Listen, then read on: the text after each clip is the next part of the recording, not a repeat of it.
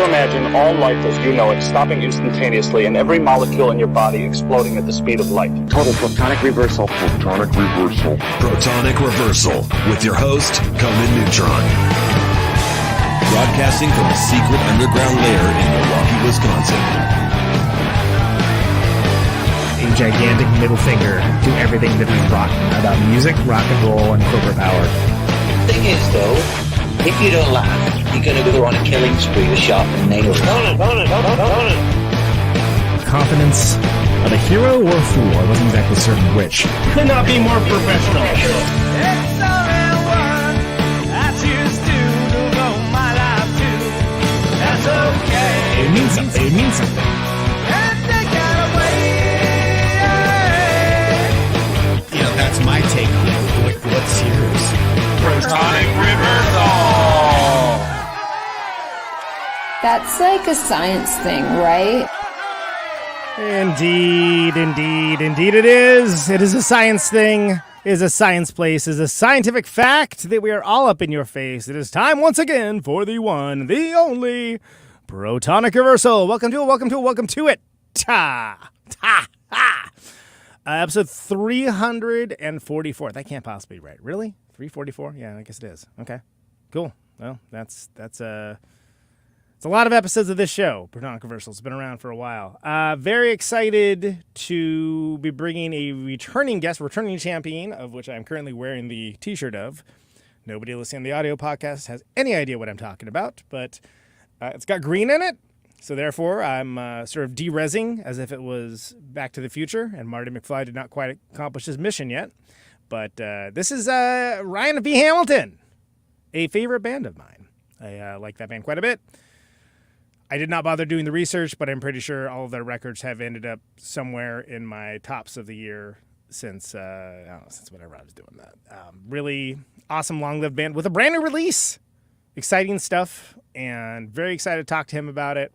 It's been a while since I had him on.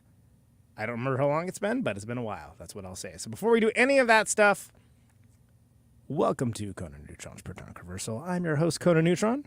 I'm a rock and roll lifer that's been touring and recording for 23 years, most known for the band Conan Neutron, The Secret Friends.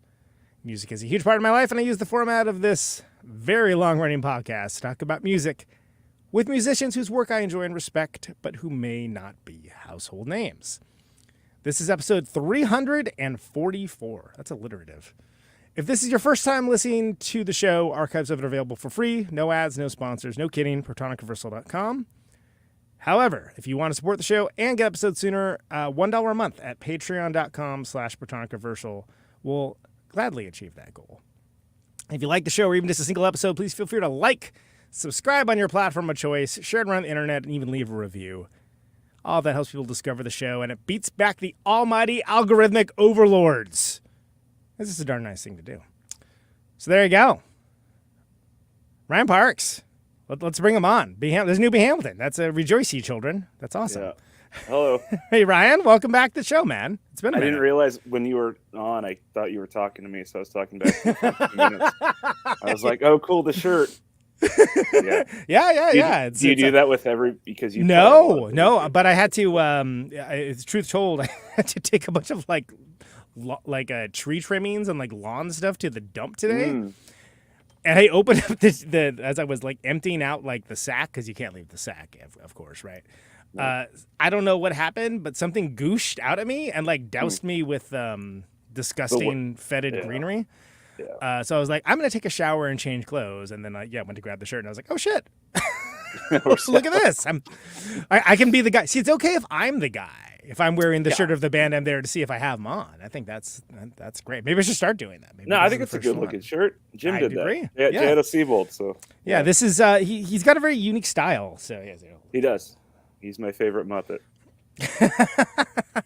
I mean, I don't remember if we talked about. I don't remember anything we talked about before. It was. I think it was like shortly after the pandemic began, and I was definitely in vertigo of like, I don't know what's normal or what time of day it is, and it's like, okay. So this is much better. I can we were locked out of our studio for a year and a half or something. Yeah, because it was Alameda went into it and then I went into it because my girlfriend is autoimmune compromised. Yeah, so you And can't I was like, I'm not doing shit. So I was like, we couldn't come in here unless we like needed to get something. You need to like schedule something and all stuff. So it was a very bizarre time. So when you asked me to come back on, I was very happy because the last one was so like I might have been done on the moon or something. I don't know. So it's episode 173, and this is 344. God so it's been damn. 171 episodes. I definitely kicked into overdrive with this show when the pandemic hit. But I'm curious. I'm curious what the date is. I can find it. I've got the technology. I feel like May. I feel like it was real. Yeah, May 25th, 2020. Cool. God, pound it, man. That was like, damn, dog. That was like 3 years ago. That was 3 years ago. Yeah. It's like the flip side though, right? 'Cause it's just like it makes sense, but then it doesn't make sense. Like it comes and goes. Like I can't remember it. I remember social distancing today. Like what the fuck was that? Like that was like the remember craziest... when we were doing that? Yeah, it was just like what? I think I completely like compartmentalized that in my head because it was just so abstract and weird that like it was like, okay, I guess I'm doing this now. So yeah.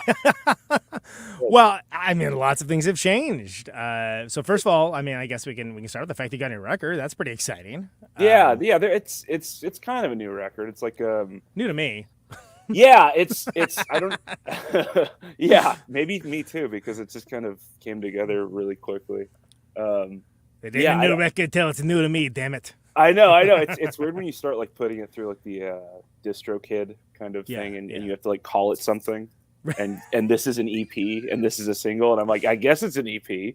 Like it's even like with our last record, the Nothing and Nowhere one, where it's like it was pretty long. I think every song was about 5 minutes, but it was only 6 songs, and people were like, "That's not a record." I was like, "Oh, okay, that's fine. I don't know. That's cool. I don't know how to technically do that." So the old industry standard used to be if it's under 32 minutes, it's an EP. Yeah. Right. Sure. But the songs it definitely clears that in runtime.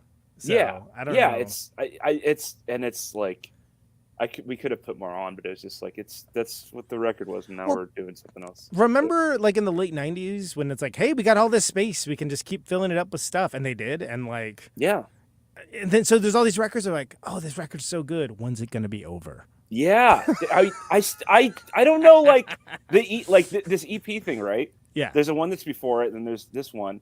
I'm gonna do another one probably, and it's just this thing of like, and then you put like that's how shit was in the '80s. Like with the EPs and stuff. And I love that format of like, okay, this whole like ta-da thing about a record like really bugs me. And it's really hard to like make 12 songs for me. Like we have a full length that we're still like hacking away, and it's really personal and kind of crazy record. Mm-hmm. And I'm like, that's kind of the thing where it's just like, okay, but I can do 4 songs. I can do this. It's lower, like lower stakes almost. It's like lower. I mean, is it just because does it feel like you're more just able to just do it rather than have to think about it again and again and again? Yeah, and I'd never stop writing, so it's just like this thing of like getting it clogged up and like this like, and not like, oh, I'm sitting with my guitar. Like my brain, my stupid notes thing in my phone is just garbage. It's all the time, just nonsense. So it's just like there's. Meaning that you're using it a lot and jotting down ideas and it's just things. Like we get locked in these kind of things of like, well, you have to do this, and then the band has to rehearse, and then you have to do, and everybody you have has to play shows. Exactly. We can't do this before this. I don't fucking know. Here's a record. Like here's something, and like the first one I did a month, and it's just like it's just a different way of doing it, I guess. You know, like I was listening to the Neil Brennan podcast. Oh, okay. And he had Fred Armisen on it, right? Okay. Just like some random thing while I was going to the Y. And it's just like this thing of like, he starts talking about Paul McCartney in the early 70s and how McCartney's just kind of like has wings, but then has like McCartney 1. And he's just kind of got like, wings. So. Yeah. Hey, it's my bad. I didn't need to interrupt you to make that horrible reference, but I don't know. Yeah, you know, maybe I did. And, yeah, well, rein me in if I start talking about other podcasts. No, that's fine. I mean, like it's allowed sometimes. No, but like so what was this conversation like? What was his deal? Like, is he doing the same thing? Is he taking like million notes and writes of all the time? Well, yeah, I guess what they were talking about, like because he did like Portlandia, and then he was like doing all those other things, right? Yeah. So he kind of just had like ideas that went into different things, And like I think with like B Hamilton, like me and Raj, like Raj has a process that makes like beautiful records. Right. Like He's a meticulous dude. Yeah. Super meticulous, like very like understands sound. Uh-huh. And I'm like a sledgehammer, like just a moron with like a microphone that just like that sounds okay. And it's almost like how people do like stuff on 4-tracks, right? But I have Logic or whatever. So it was just another avenue, and it feels like good. you're more in like just get the idea down, get it out. And have like it has to be done by this time. I'm putting it out on right. I don't know when this airs, but Wednesday, July 26th. It's done. I'm done with it. It's just like this thing. And of like, it's out, and then you're on to the next thing. Yeah, and I just work really good with timelines. If people say you can't, do something beyond that, it's just like that's fine. That's what I have to do. So I'm the same way. Like it's sort of like for me. I can keep dicking around with it. It ain't gonna be any better. It'll definitely be different. Like, or maybe eventually. I guess even a blind chicken finds a kernel of corn now and again. Maybe it will be better. But is the juice worth the squeeze? No. That's what I'm saying. It's like a 50-50 thing. No, exactly. I mean, it's like a 50-50 thing. It's like both sides are correct, right? It's like we both love records and pieces of art or whatever that have taken both paths. So neither is incorrect. Right? Yeah, Steely Dan would not work well in a Guided by Voices style arrangement, and vice versa. That's what me and Raj had this exact conversation, and it's just like you both landed the 50-50 thing. Like I was like, well, some of my favorite records were recorded in the back of a radio station in 1920. And he's like, that's fine, but some weren't. And I'm like, exactly. Like it's just this thing of like you can. We're both adults. We both have different ways. We both share the same, credits on the stuff. So it's just like this kind of other side quest or something like that. So it's been awesome. It's been really kind of rejuvenating and really fun.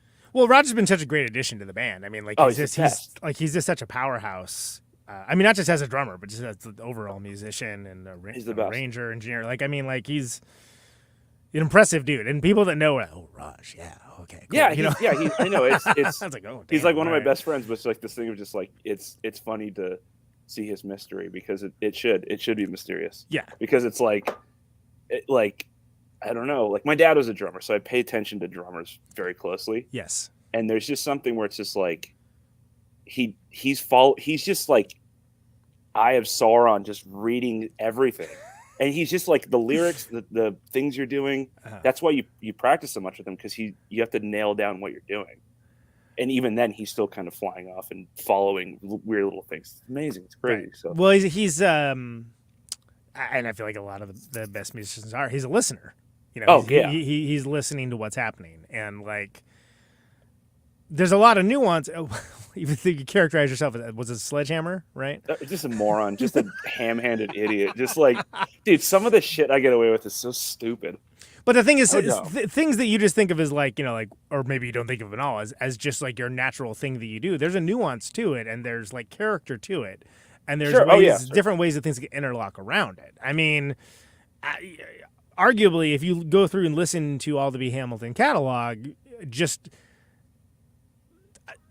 if you're only listening to the drums, you're like, oh, this is like a different band every time. And it's not like it's a different band every time, because there's certainly a through line through it. But it's like, no, I get why you might think that, because like the way it all interplays differently is well, it's like different. That's like the kind of things with these EPs. Like the first one we did with the obnoxious title, like whatever. it's really long, words, like that one was like like before we had rehearsal, I was like, hey, can you come in and just record like an hour of drums? And it's so not a cool thing to do to Raj, because it's just like, wait, what are we doing? What are you doing? What is this for? Yeah. And I'm like recording it into Logic, and like stuff's kind of clipping. I'm not like quite sure. And he's like, what do you? Stuff's out of phase. It's just like just bonehead shit. just making all these like Bush League errors. Yeah, just dumb stuff. And it's just like did that, and then I took that and I wrote these songs around it. Right. Like these not like loops, but like these like minute long chunks, I don't know if you've ever done anything like that, but it's just like this. Like, no. I mean, it sounds great. It sounds like it would be like interesting to see if it was great. Where it's like, oh, that'd be kind of cool, But... Well, he's so lyrical that it's like all his wrist stuff. Like I go back to it and I go, oh, I'm playing along to you. It's not you're just playing a loop and I'm going, yes, and I'll do this now. It's like it's this weird process. Whatever is happening as the inspiration for the creativity is coming off of like the nuance of the playing. Yes, and therefore driving the song, but Right. maybe in a way that's a control enthusiast would not be. Yeah, super excited about. it's and I'm gonna say it's not the coolest thing to do. It's like Yeah. I'm not. Yeah, that wasn't the coolest thing to do. But it's Well, like it's a very different way of writing. You know, it's very different that's- from like that. You know, like to a certain degree, I guess it's like the modern digital equivalent of like a Desert Sessions or something. Where That's it's like, all I mean right, that we've talked know? about that. Yeah. Those things have rubbed off on me too much. But it's like the thing of like the first one was like that where he was like trapped in a cage. His drums were, and I was going towards him, and I was putting stuff on top of it. Right. Right. The second one, it was like I promised him that he could go back and retract the drums like Change by things himself in this place, and Sure. I think it turned out a lot better, and it opened up another door. So I think like we, you know, like Macy, like who's in the band for forever. yeah, it was.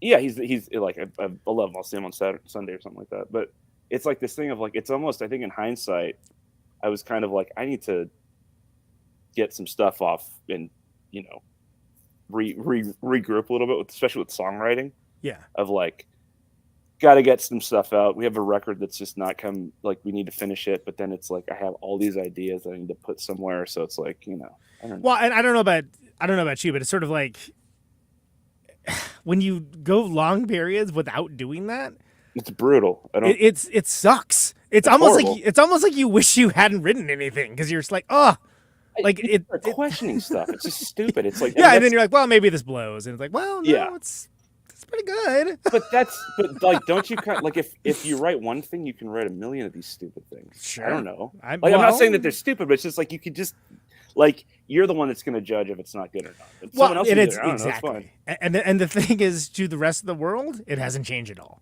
You know, No. like it would have been great, like when you dropped it then, and it's great now. I mean, maybe the circumstances in the world have changed. Sure. You know, but Yeah. but if you have a bunch of stuff that's just sitting around and there's like no plan for any of it or there's no dates for any of it, like for me that it starts with anxiety and then turns into this weird maudlin kind of like whatever. Yes, Who cares? yeah. Well, and we're all surrounded by stuff that you could just plug in a microphone and just put it on the internet that night. Yeah. Right? I mean, so it's just like this kind of thing where it's just like, I don't know. And people are, believe me. yeah. Absolutely. I'm doing that. You know? Shit, who cares? Like, that's the kind of thing. It's just like, I just wanted to get used to my first instinct again. Because Yeah. it's like, I'm 40. I've been doing this for long enough where why wouldn't I understand what I know that I like? Right? Like, you know, when you're recording something, you're like, that's good, right? Do you follow another layer of all this stuff that says like, no, actually questioned it 30 times, or you just go, whatever, I don't know? I mean, Or do you return back to the first point? yeah. You know, and be like, that was the best take? How many times have you done that? Well, personally, like this band has gotten me out of the habit of second guessing myself. Like I've gotten real good about like, look, Good. this may not even be the best decision, but is a decision, which is better than no decision, and we're just gonna like Absolutely. go forward with it, and then not getting precious about it later. Yeah. And what I was gonna say specifically to be Hamilton, your songwriting is like there is an immediacy to it. Mm-hmm. Like this is like even when it's more calculated and the arrangements have more going on, there is an immediacy to it. And with the problem with Steely Danning it is that you'll lose that. Mhm. And that is an ineffable thing that people have been trying to figure out for, you know, since people have been recording music, right? But there is something about like you can lose like what makes it cool. And like Do you know much about Steely Dan? no, not really. I mean, you were saying that, and I was like, I know some like kind of like bullet points of Asia, and I've heard all the records, Yeah. but then I hear like these like live things on YouTube, and I'm like, is this the best goddamn band in the world? Like just like murderers, like King of the World. Yeah, There's a live they're version of that amazing. where you're They're like, all what is amazing this? players. Of course. I call myself Steely Dan agnostic because I just don't want to get into the Steely Dan wars. Like, Yeah, 'cause dude, 'cause- I'd rather be fucking dead than get in a discussion about Steely. I know, Dan. like that's oh my Holy. God. Yeah. I'm sorry if I'm cursing, but I don't know if I No, should do that. that's fine. I would rather drink a cup of my own warm piss than have to get into Steely Dan Well, I discussion. would rather do. But like that said, when I think about because their whole thing was like being in the studio and like no, however many takes, how many hours Yeah. it takes, you know, however many takes it is, how many whatever players we bring in, it has to be the exact right thing, which is one modus operandi when you're talking about recording. Mhm. And I think that whatever the the low budge app version of that is now. Yeah. I think that's a pitfall for working musicians, especially when there's no expectation or timeline or deadline for something that you can just get down. Well, but I could change this, and that would be okay. Now it sounds like a hip hop song. Okay, great. With everything, I agree, and then I disagree. It's like 50-50. I'm like, there's two roads to this, and you're like, I have both things in my head going. Like, I can think of 20 records that follow that, and I can think of 20 records that don't, and I love them both. And it's just like, all right, call it a day, I guess. And that's what's so great about, like, okay, so think of like the Kinks or something, right? Exactly, right. Where it's like, okay, there could be like where it's like the 20th take of that, and like all the vitality has been sucked from it, but like, oh, it's note perfect, and you can hear every like overtone on the blah blah blah, this and that, and like, what's better? Well, I don't know. It's not. There's no objective answer. There's right? there's no answer, and it's just like I think that's where me and Roger really get into a fun spot with our collaboration. Is like, it's almost like it's like, oh, he's gonna be a moron and he's gonna be meticulous. It's like the Odd Couple or whatever. Kind of it was like was it unstoppable force meets an immovable object, or weather patterns that are. Yeah, and it's like, I mean, it's this thing of like, it's like I respect it so much because it's that thing where it's like you're both making things, you both understand there's both different processes, right? Okay, that's fine. Well, and sometimes just the clarity of having someone outside your own head to kind of consult with about, about it too absolutely. Is like, like that's other way lies madness, frankly. Absolutely. So. And again, it's been notable since he's joined the band, which at this point has been like a long time, but because whatever, it's been 3 years since we like talked last, but I know on the show anyway. But wow, but it seems like it's become a very intrinsic part of the band. I mean, it's been addressed online for the people that are interested, but I mean, Macy was a pretty intrinsic part of the band as well. Oh, he's the best. He just doesn't want to play live anymore. Yeah, it's just like, and it's get it. It's like, are you sure you're not going to miss, drinking a soda water until you get to go on stage for 40 minutes and then drive a bunch of giant black boxes back to West Oakland? Like, get the fuck out of here. It's like, I get it. I don't know. Sitting around for hours at a time with nothing happening. Yeah, great. Yeah. Sounds good. He's way too smart. But that's like, I mean, it's just that's that kind of self-realization where it's just like, well, oh, this must mean a lot to me. Yeah. Like, huh. So. Well, yeah, and that's. I think that there are questions that people have been at it for a while, like ask themselves, like as they, is it what's the risk versus the reward? Yeah, for something. I mean, that said, every iteration of B. Hamilton has always been a really kick-ass live band, which a lot of bands that make great records aren't. Yeah. Not to be peace and love. Not, yeah. But like, it's not. And also, there's plenty of live bands. It's like, yeah, you can't pay me to listen to that record, but they're great. They're great live. Yeah, yeah. It's I don't know. It's been really strange. So, how does that change the dynamic, the band dynamic, as far as? So say it again. How does it change the band dynamic with like with the idea of like what? Not that there's like some mission statement like on the wall or something along those lines, but the whole B. Hamilton thing, without Macy, with doing his thing like on live, like how's the band dynamic change? It's I used to because it's like I like everybody I've played with, like there's a it's like some brotherhood kind of thing where it's like this weird, you're all just staring at each other with loud things or whatever, but it's like this thing of like it's like, yeah, I love Macy, it's great, but it's like now it's the dynamic, it's like I guess it has to be me. Like, I know that's not like I've talked about this with Rod, where it's just like, I don't know, like I'm the guy with the microphone and writing the stuff. So it's just like, it's just like, and maybe, Macy probably would have liked that more, but it's such a hard thing. That's my least favorite part about being in a band. It's just like, hey, can you do this thing that I really want you to do? And can I show you on your instrument? It's just like that I don't do that stuff. Like I can't do it. It's like the kind of, maybe that's why, the kind of iterations of B. Hamilton have always been kind of nice, because it's like, I'm going to tell, like, do you know Eric Kuhn? Do you know him? Yeah. I mean, you're gonna be like, hey, can you play it like this? And with Raj, it's just like Raj is completely humble and like very professional with that stuff.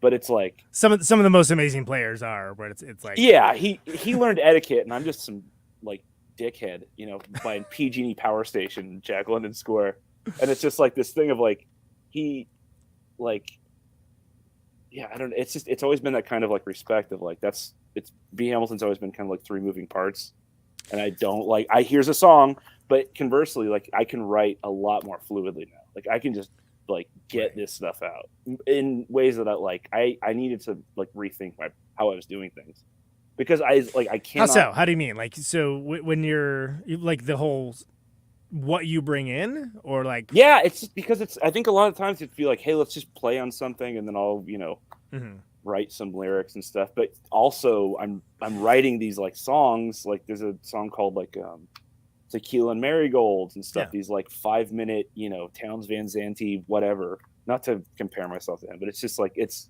subconsciously I'm like, oh, I'm ripping off Townes Van Zandt. Cool. Oh, you gotta look.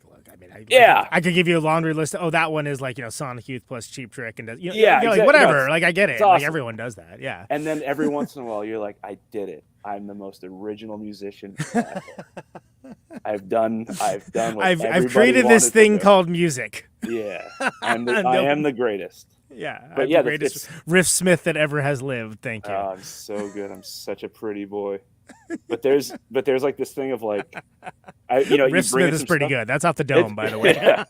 But Macy came up with a lot of stuff. It's like he's a very musical player. Yeah, absolutely. Of course, sure. he's super melodic. I mean, he's and the thing is, I tuned down. He stays in E, so it's just like this. We're both in the same kind of world. Yeah. So that caused a lot of like, we have to find each other, which like getting another bass player in is a total pain in the ass because like I'm playing in standard positions and they're like, is that song in D sharp? And they're like, yes. Hold on. Let's talk about it. Yeah, and you got to like almost like transpose or on the fly. And his brain knew, but it's just like, that's the it's a complete flip. But it's like things that were just assumed or endemic towards playing in the band are like, now you have to explain them. Yes. Yeah. Yay. Which or you can be a complete psychopath and just lock yourself in this room and make EPs and not tell Raj what's going on until you're like, hey, can you re-record your drums on this? And you're like, what are you doing? When's this coming out? Like, I don't know, maybe next week. It's like, okay. But it's been awesome to do. It's just like this kind of. Was that the actual conversant? I feel like it was pretty. Kind of. I think I think I could have probably had more tact, but it's just like. Well, I just had to do. I just can't like. I get so like my brain just races, and I like, especially with like these EPs, it's just like idea comes in. Okay, what's the song? Okay, that needs another verse. Whatever. The EP has a song about buying a lottery ticket and how it gives you a rush of dopamine. Yeah.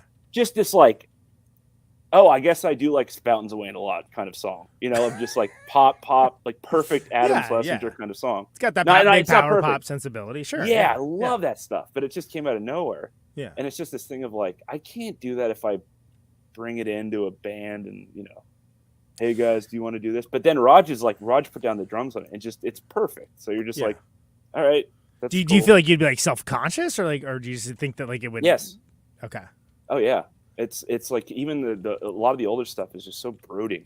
And it's just like, dude, that is such a, like, that's a part of all this, but like, I don't want to be a brooding songwriter. How boring is that? Just like this, I have those feelings. Darkness. It's like, the world's always been on fire. Who gives a shit? Next day. Wow. Well, but that said, I mean, it's not just that there's like the one emotion thing, right? Like, it's not like you're not just being like, all right, this is like the Will Oldham thing. This is like whatever, this is like the whatever. Like what has always made the band interesting to me is that you're able to evoke these more complicated emotions that maybe are questions without answers. Can I ask you a question? Sure. Do you find it extremely hard to write with humor?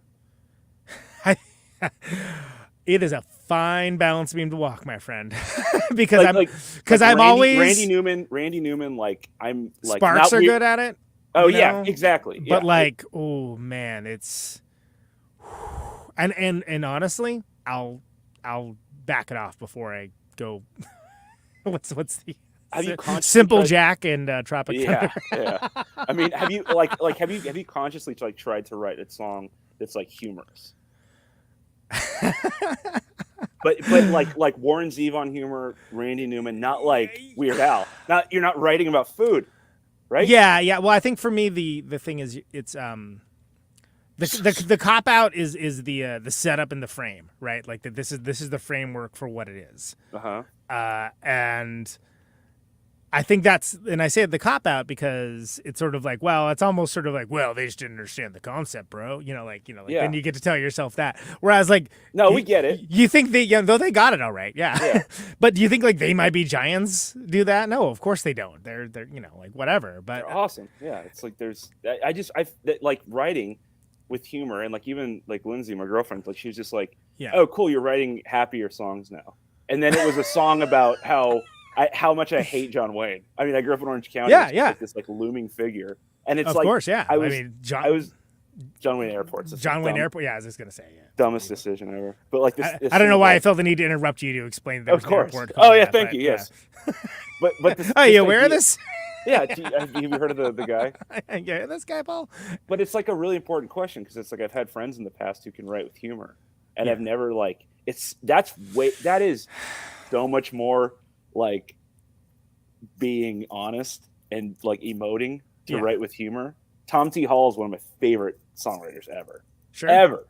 And it's just this thing of like it's this honesty to be that vulnerable and kind of goofy. Yeah. It's so easy to be brooding. It's like there's always stuff that's going on. Like Mose Allison could do it, you know. Oh like my God. You know, there's again, there's a small kind of club of people, and there's something. God, and there's something about like the line between clever and funny is like, is like, oh. That's very true. And I don't know, like I don't know why there's certainly been a couple songs in the past where I'm like, that's pretty funny. But it's still the humor is so goddamn insular that it's like, but it's like here's why this is funny. Yeah, that's not. Yeah, exactly right. That's not going to work. Yeah, leading people to why they should laugh at something. Yeah, like, the more you explain it, the funnier it gets. Really, I think. Yeah, you don't get it because you're not smart enough. People love hearing that. Yeah, the Rick and Morty explanation. Yeah, exactly. Yeah, you just don't get it. No, they got it. They just didn't think it was funny, which is is fair. It's not an objective truth. But I think that because I would characterize you as a great lyricist. Like you're very Thanks. You're very good at. You have certain things that you do very well, and you'll push out around the boundaries of it, and like put these cool phrases together. But a lot of times, you'll be rather than being declarative statements, you're like posing questions or creating scenarios. Like almost, this is going to seem like a weird analogy, but like Nick Cave, right? The king of the allegory. I came like Lindsay loves him, and she took me to see him, and like I came to him later. I was actually just listening to, it was when I listened to a couple episodes. Past couple of days. Oh, nice. And did you listen to the Mick Harvey one? No, you have a Mick Harvey one? You've got a bunch of weird ones. You've got like there was like there's a couple where you're like, what the fuck? Like even like Tony like Visconti, like rest in peace, like passed away. And I was listening to that one, and he was like, I don't like the Nick Cave records. And then you saw him in New York, and it was just like, Jesus Christ. I had the same coming too. Yeah. And then it's just like you see like how clever it is, but like, I do you like Nick Cave? I do. I'm not a huge fan of every record. Yeah. There's ones I really love, and there's ones I'm like, nah, miss me with that. But like respect, I to be honest, it was, like he does this turn like later in life. Like his growth as like an artist, this sounds pretentious, but it's true. No, just does this turn, and then he just becomes like, my dad died of like pretty bad brain cancer. Right. And he has this like clear line of grief and bereavement I found really interesting. One of probably the best like performances I've ever seen was in San Francisco. We went and saw him. She took me to it. It was beautiful. Yeah. It was just a talking thing, right?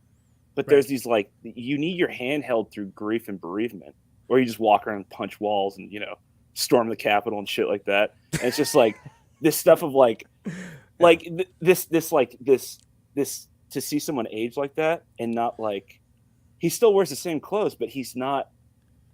It's just he's bizarre. a different guy. He's transformed into something different and managed to take that intensity and do something different. I mean, like, because I love the Birthday Party. The Birthday Party is like a Never band. heard of them. I don't So know that's the one. band that Yeah, before I know Nick who they Cave and are. the Bad Seeds, right?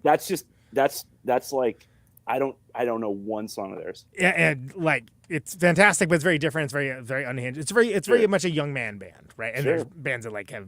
Dude, I literally saw one band that was like, "Oh, this guy's like the Birthday Party." I was like, "Oh, I think this is a Birthday Party cover." Oh no, they're just blatantly stealing one of the songs. Great. Why not? Yeah, why not? No, who cares? I don't know. But very intense in a specific way. And then with Bad Seeds, when it started up, like that intensity kind of changed a little bit. And I feel like even if I don't love all the records, especially some of the more recent ones, is because like the production is really to my liking or whatever. Sure. Like there's something. I mean, clearly it's like no, it's very well done for what it is, and he's been able to channel that intensity in a new and different way. Yeah, it's really impressive. And like, I mean, look, some people, what's John Reese going to be doing in like 10 years? I don't know. Yeah. Probably have like cool riffs and some cool new band. Like that's Hell yeah. awesome, and that's great. Iggy Pop has a tendency to surround himself with like Heshers and make terrible metal music, but like doesn't change the fact that like, Funhouse and Raw Power are two of the greatest rock and roll records of all time, and all the stuff with Bowie. I mean, he's got like so many timeless songs, he can make as many butt towns as he wants. Yeah, it's fun. He's It's Iggy Pop. Yeah. Jesus Christ. Yeah, he's covered in silver and gold or whatever. I kind of feel like metal. Nick Cave has kind of earned that same right as well. And it's also just, look, oh no, I don't love the last two records. There's only like 55 other ones that I can listen to by the same artist, Yeah, he's Oh no. I think it's so impressive, like a guy like that to be such a student. That's what's Yeah. like really absurd is like, because it's just it's like, I really hope I never get like this in life with just this idea of like, no, I'm 55. I don't care about the things. It's just like, well, you should knock that off because you're already like 1 foot in the grave when you're doing that stuff. Yeah. With him, he has this curiosity and this like student kind of behavior where it's just like, that's really interesting and it's really profound. Yeah, and he likes exploring things and doing different and like credit where credit's due. Again, it's like no one can fault the guy for not trying new stuff too. Yeah, absolutely. I don't, like Ghosteen, I think is like, it's phenomenal writing, but it's just like, it's not my favorite one. I mean, Skeleton. Dude, it's sad laptop music. I mean, like peace and love, but and now he'll never be on your show. yeah, that was the thing. That was definitely the thing. That's it. But then by the same token, this is the same guy that like Dig Lazarus Dig is like a sleazy Vegas record, like out of nowhere, where it's like that's awesome. Like where did that come from? And the whole Grinder Man thing, and like I don't know. It's just it's what even in. And again, it's not a failure. It's a successful piece of art. It's just not something that I personally connect to on record. Whereas I've seen it live, it's like, oh, it's great. Like, he's like a meteor to me. I'm realizing that now. I don't know. Like Lindsay loves him. Yeah, and she should, and she's amazing taste and stuff. He's like a meteor to me. He's just like this. What is that? And then it's like, oh, and now it's hitting the atmosphere and turning into something else. I'm like, all right, this is incredible, right? Like it's just this thing of like, I don't know what's going on right now. So it's just I don't know the Birthday Party. I don't know like the Peaky Blinders song. It's like, all right, that's cool. That's on. Staggerly is one of my. That's Murder Ballads. I hate Staggerly. We saw it live, and like people were screaming it, and I'm just like, this is what you like from this guy? And then he wrote that song Skeleton Tree, and it's just like it makes me want to cry when I hear it. It's just the most beautiful thing. It's so. I know it comes from a horrible place, but it's just this thing of like, that's just how it all works. It goes back to what we were first talking about. It's like, I don't know, whatever. You don't like it? It's like, yeah, well, all right, here comes another one. Cool.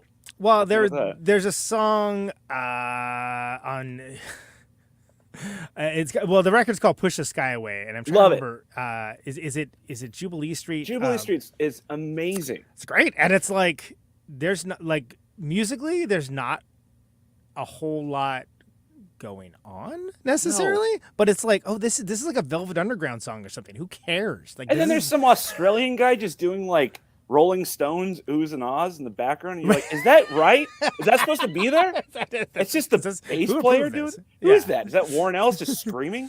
Yeah. And it's just like, but what else would you do? That's what it is, right? Well, and there's an authority to doing it when it's like always he's following a thing, right? And that's it's hard to get mad at that. Like I don't know why anyone would, but again, not all of it is something I'm going to enjoy listening to necessarily. But like, God, I'm glad he's doing it. Do you know how many B. Hamilton songs I fucking hate?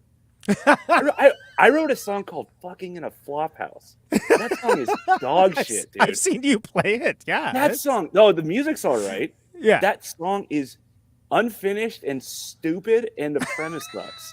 It's the worst song. It's so stupid.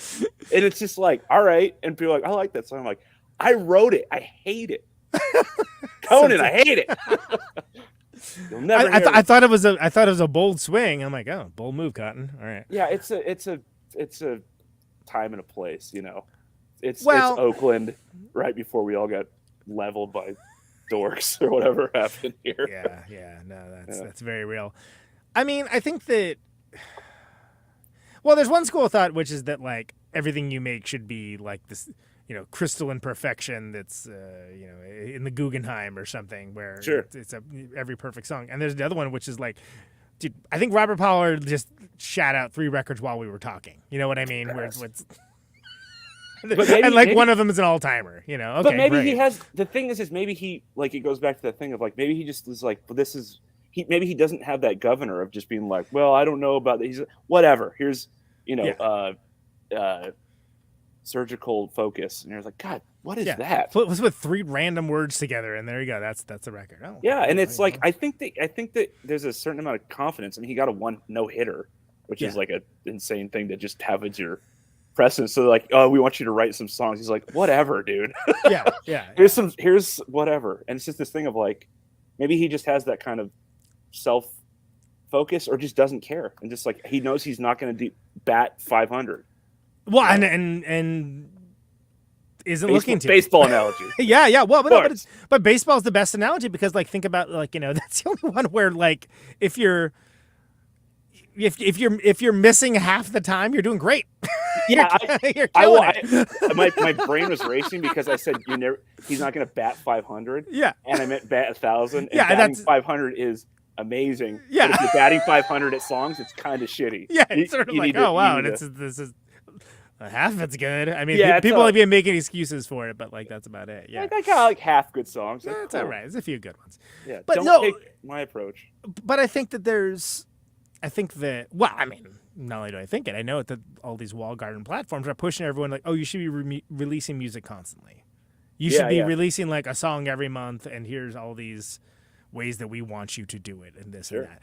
And never mind, maybe you're someone that likes to make records. I like to make records. I like to have the songs sit next to each other in certain order, so they accentuate certain things. Certain songs maybe aren't my favorite songs, but they sit in where they are on the record to accentuate the thing before and after them, or like do the thing or whatever. It's awesome. But that's not this one size fits all content solutioning that we're doing now. Now it's just like, you should be just doing it the way we want you. It's like, well, that's more rules. Yeah. And then also the other thing is like, but don't worry, the algorithm's going to suck it up anyway, no matter what. Yeah. No one that doesn't already know it will find it. Don't worry. You've done it both ways. We were just talking about this. Like, it's just I think it's like this. Either it's antiquated or it's not whatever. It's just like, okay, like even going through like DistroKid of like, can I put the record out today? Yeah. And it's like, why don't you wait 2 weeks? Yeah. Why don't you just give it 2 weeks? Why'd you think about this? Can I just upload it at Bandcamp at 2 a.m? Like, when? Yeah. Well, I guess you could. Didn't you spend a bunch of time? Like, yeah, whatever. Let's just see what happens. It's just like, well, all right, well, don't do that. It's like, all right. But then but then that's one size fits all too, because it means like every record has to be treated like, you know, there's gonna be a PR campaign behind it, and like your street team's gonna like yeah, none of that stuff's happening, man. Yeah, but that's the question I'm kind of in my head. I'm like, can I do both? Yeah. Like I don't know I don't right. It's like, can I just make something quick and then you're at least letting people know about this new one by coming on this show, you know? Yeah, sure. But that's the thing is like, even with the last one, it's just like I know how inconsequential and how little time I spent on something. Right. And then people were like, it's one of the best songs you've ever written. I was like, I knew it. I knew this is all complete bullshit. What about the song? We have a song called North San Juan that it seems like it took a long time to make. Yeah. I put it amongst one of your best ones. Yeah. Awesome. Great. But someone's like, the intro's too, I don't like it. I'm like, all right. That's how it's like, man. Wow, I mean, that's fine. That's just how it goes. I think that's, and maybe as a songwriter or an artist, like it's fun to just kind of, take a quarter and put it in the slot machine. Take a nickel and do this one. Try the Sex and the City machine. Maybe you'll win there. I don't know. Well, yeah, and it's. I haven't been to Vegas in like a decade, but I'm sure there is a Sex and the City machine, though. I hope so. Or I've got all these. There's probably the OG one and the comeback, whatever they call that one. There's probably that one too. They're probably next to each other or something. No, but that's another fallacy, right? That people equate effort with results. Yeah. People will be like, you should buy this record. I worked really hard on it. I'm like, that's a terrible pitch. Yeah. Why? No. I don't care about that. I work hard on stuff all the time and nobody gives a shit. That's the thing. It's who cares? I don't know what any of this means. It's like, this is actually the thing that kind of drove me crazy with everything. There's a point with all this shit where I feel like I'm upselling songs, right? Upselling? What do you mean? This song's about my dead dad, or like something, or like, can you explaining songs? Yes, and just kind of because when you're doing PR stuff or whatever, you have to be like, and then from the molten I rose the feet, and you're like, I don't know, man. I went to bereavement therapy for a little bit, and that's. Was it Lord of the Rings theme? Because it sounds like that's what was happening. But you know what it's like? You have to turn this shit into a comic book, and you're like, I don't know. I'm a dude with a job that writes a lot. Yeah. Okay. Well, cool. Some people like speaking about that kind of thing, and some people don't. No, I know. And it's and that's the thing is that's where I feel like it shouldn't be one size fits all, right? I mean, there's some people that write the most beautiful songs, and you ask them to explain it. I'm like, that was horrible, and I wouldn't listen to it if I only heard the explanation. Yeah.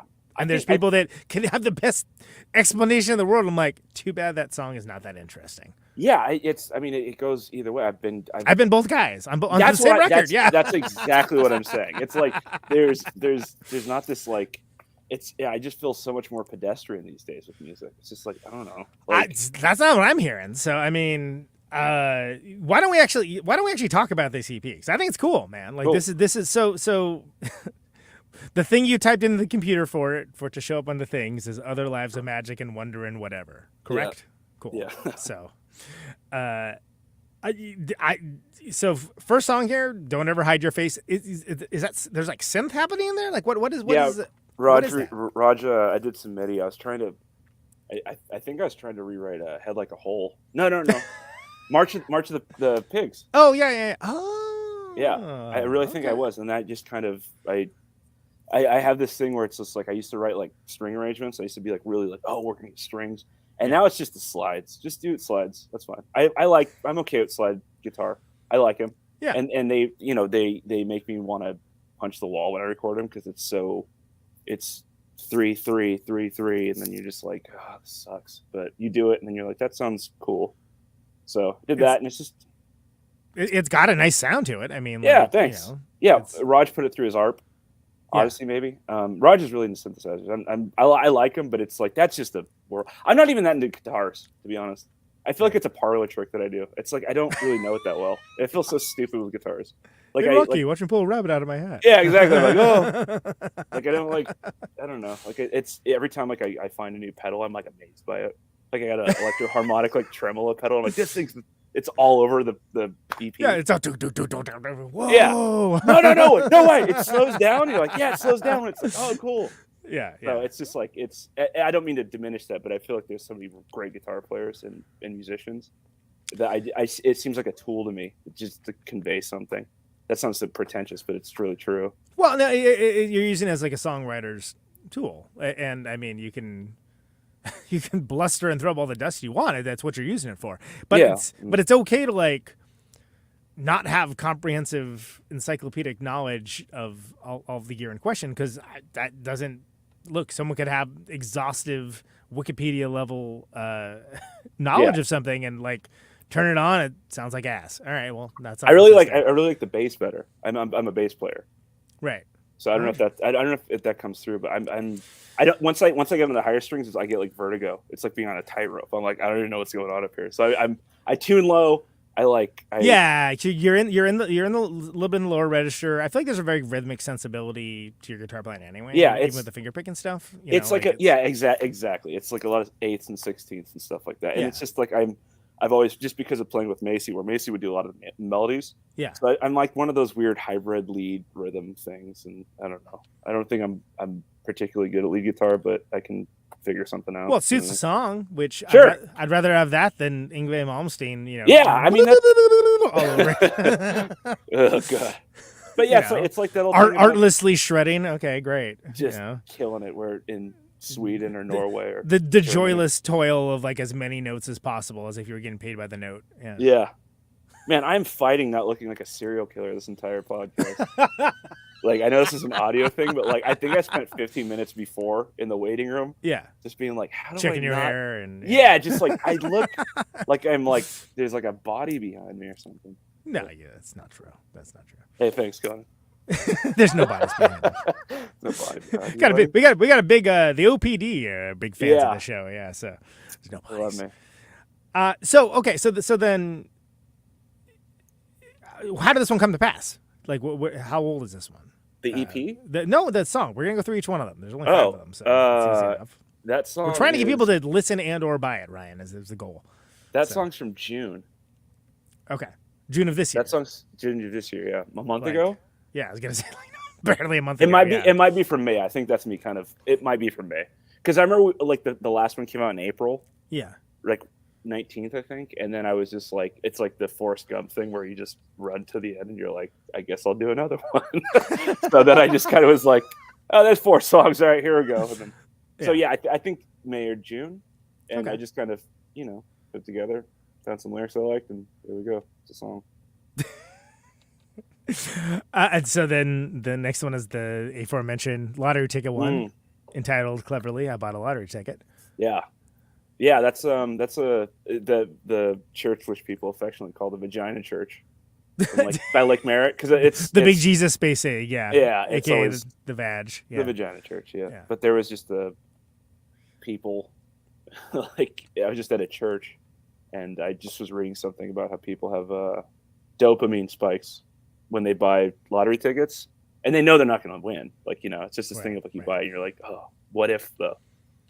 So I don't know. My friend Jerry, I have his middle name in there. Acevedo. Shout out Jerry.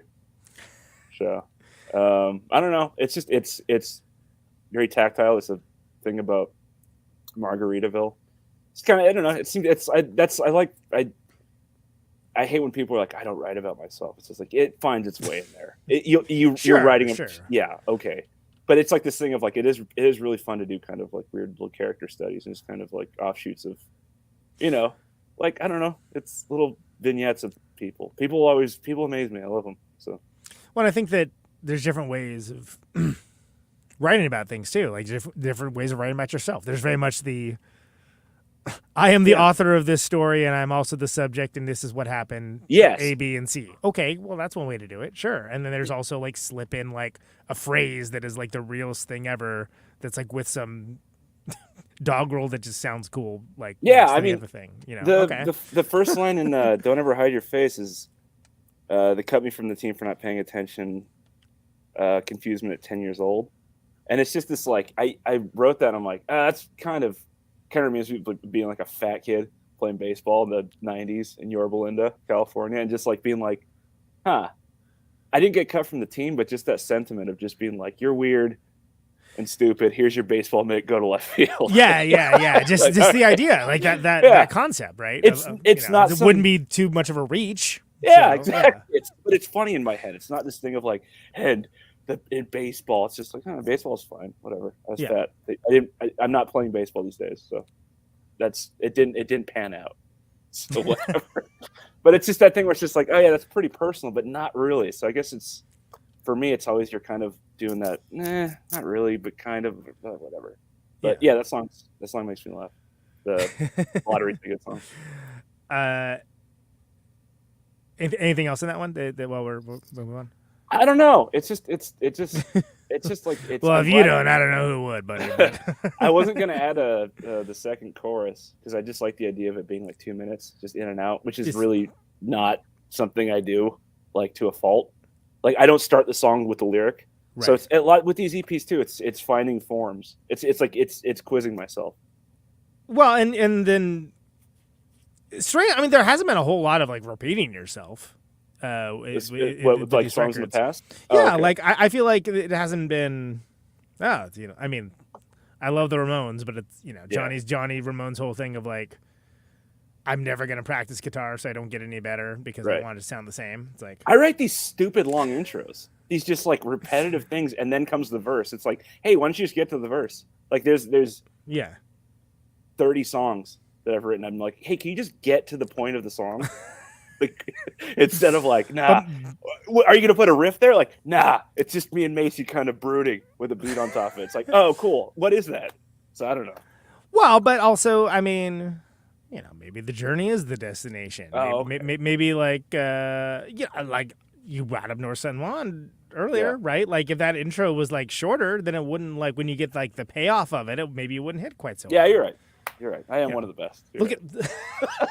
at God damn, I'm good. God damn, I'm good. Oh! What is this? I invented this thing called music. But I mean, think of like Pink Floyd, right? Like Dark Side of the Moon or something. Like there's songs where it's like, oh my god, it takes so long for like to get to like what's happening, but then when it happens, you're like, yeah, okay, cool, that's awesome. But it took so long to get there, and they're just completely uninterested. In like, all right, I don't care if you're in a rush. This is how long it's gonna take to get there. Yeah. It's a weird thing because it's like where it's like the feel thing, right? This Yeah. feels right. But then you also have to be like, right, but you do that all the time. Can you not do that this time? Like, well, then it becomes like, it could become a crutch, I guess. But, yeah, I'm not good at writing choruses, and then that's why like with Lottery Ticket, it's just like here's the chorus, and like the next am I segueing? The next song, the Kyle Thinks a Lot of Whatever. Like yeah. Let's do that one. I'm actually trying to get the album cover up on the screen for the YouTube people, because every once in a while I do treat the YouTube people instead of treating them like the dogs they are. Nice. Yeah, so that's the next one here. Who's Kyle? That's me, I think.